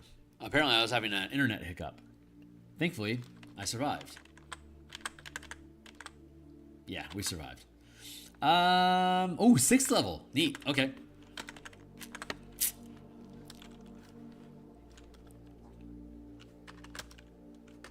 And since it's 6th level, that would normally mean that we'd only be able to cast it that one time, and that is accurate. Hey, what does Find the Path do, by the way?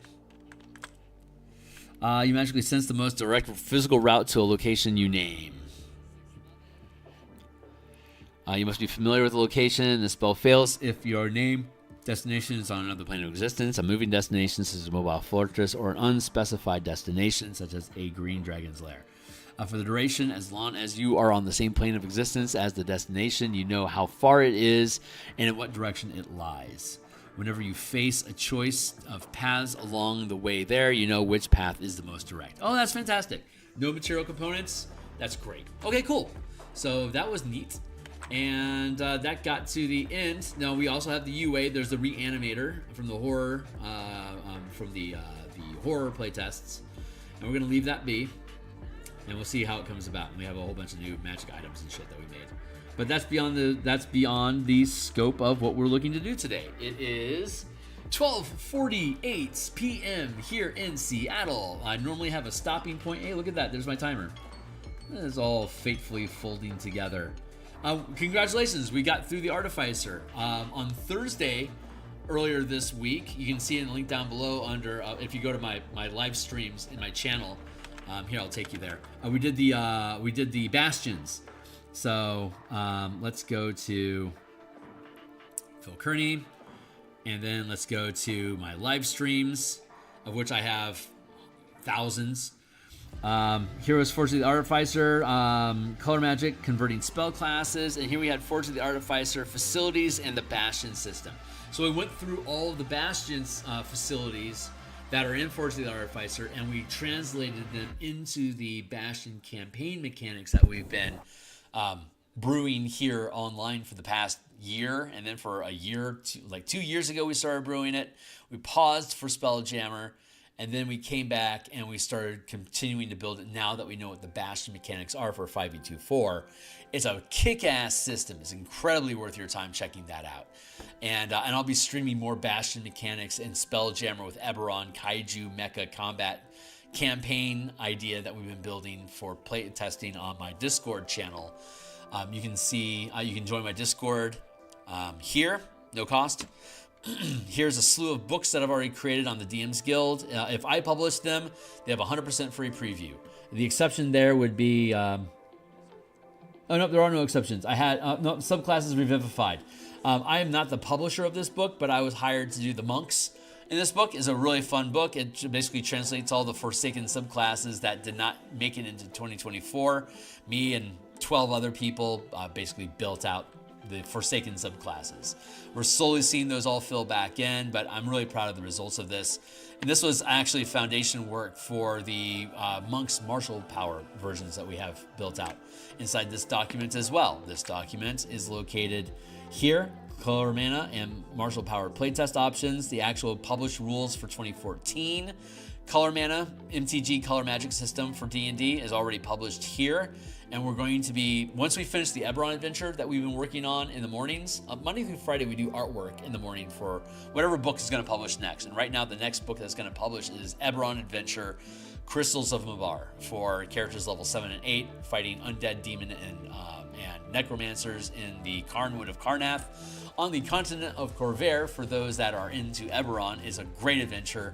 It's been playtested a lot between multiple groups of both players and different DMs. It's an effective book, and it's probably the best. It's probably the most interesting book, like actual like mechanical book that I've ever designed.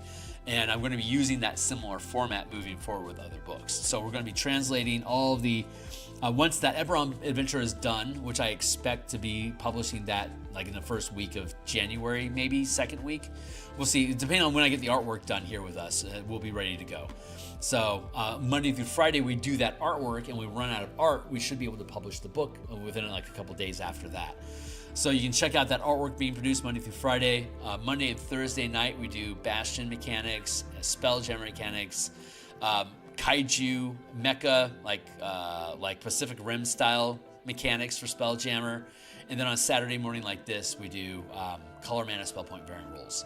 Now that we've gotten through the Artificer, I believe we're up to date on all characters in the game. So we'll be shifting our focus to the Strixhaven Mage Tower PvP sport, where we take the Strixhaven Mage Tower game and convert it into a 5e combat game where you build athletes, or you bring your characters in to compete. And here's your arena. The 5-foot scale is a 120 foot by 60 foot field. 210 by 100 feet field. And there's two goals in the middle. There's a ball. You grab the ball and you try to hit the goal that occupies a 5-foot square. You have a goalie. We can treat the goal as an ally and as an enemy. You can treat the ball as an ally or an enemy for spell casting using powers, feats, and different class options. The goal is to make an attack roll to hit the goal and deal damage to it. The damage doesn't actually damage the pull, it's just registering damage. So like if a monk was a goalie and used deflect attacks to prevent the goal from taking damage, I would have to reduce the amount of damage dealt to the goalpost to 0 for that monk to effectively catch the weapon, and then I could throw it to somebody else, like an ally, or use it as a weapon to hit an enemy if I wanted to. When I'm making a shot at the goal, if I'm a martial character, I can dump mana in to ramp up the damage that it deals, so that even if the shot is being like deflected by a monk, if I ramp 5 mana into it and deal an extra 40 points of damage, good luck at deflecting that, buddy. But we have all sorts of cool little features like that. So this is a PvP game system. Ideally, it's 3v3. So there'd be 6 players with the DM acting as a referee. But the DM could be a player if there's offside match team. Like if you have 5 players, the DM could play, because the rules are the rules. There's no arbitration. It's just all the rules for actually playing the game are built in here, and they are absolute. So as long as you're playing the game, like the actual, like if you're playing the rules of soccer, you'll know when you're scoring a foul, like when you're offsides, a foul, blah, blah, blah, all that kind of shit. All the rules are here in place. I'm looking to playtest this on my Discord server, which is, again, linked here. I'd happily help you build characters to form teams, and then we can compete. If we only had, like, say, 3 players, the DM, me, I could build a team of rival NPCs that work as a team to combat against your players. And if it was like 2v2, like we only had like 4 players, then it could be 2v2, or it could be a 4-man match versus the DM with 4 characters. Generally, I like to cap those things at 3. So ideally, we'd have 6 players, 5 or 6 players, so that I could either referee or participate with my own character. We can all build characters, build a meta strategy for how those characters work together to score points or to prevent the opponent from scoring points. It's pretty cool, and I'm looking to test that. So starting on Saturday next week, we're going to build athletes using the martial powers and color mana system to create these Strixhaven teams. I'll build like a Witherbloom team, like a Lorehold team, a Prismari team, a Quandrix team, Silverquill team, leaning into those different colors of Magic and those schools, like what those colleges provide, to build strategies around protecting our goal while scoring points against our enemy. So, so anyone that thought this shit was cool, God bless you. Thanks a lot for being interested. Like, subscribe, hit the bell icon. I'm literally here 8 times per week, streaming content like this, and once we actually get a playtest up and running, either my Monday or my Saturday will disappear. I won't be doing game design on either Monday or Saturday, depending on when our playtest game starts.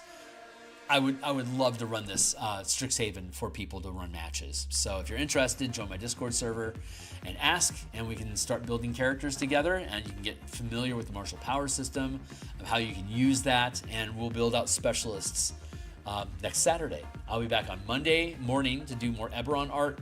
I'll be back Monday night to do more Eberron Spelljammer Mega Kaiju Bastion campaign design that will eventually playtest on my Discord server as well, like in February maybe. So that's it for now, guys. Thanks a lot for hanging out with me. I really appreciate it. Hornetico, thanks for swinging through. Steve, as always, a pleasure. Everyone else that's hanging out in the background, thank you. I really appreciate you being here. And I'll see everybody on the other side. Cheers.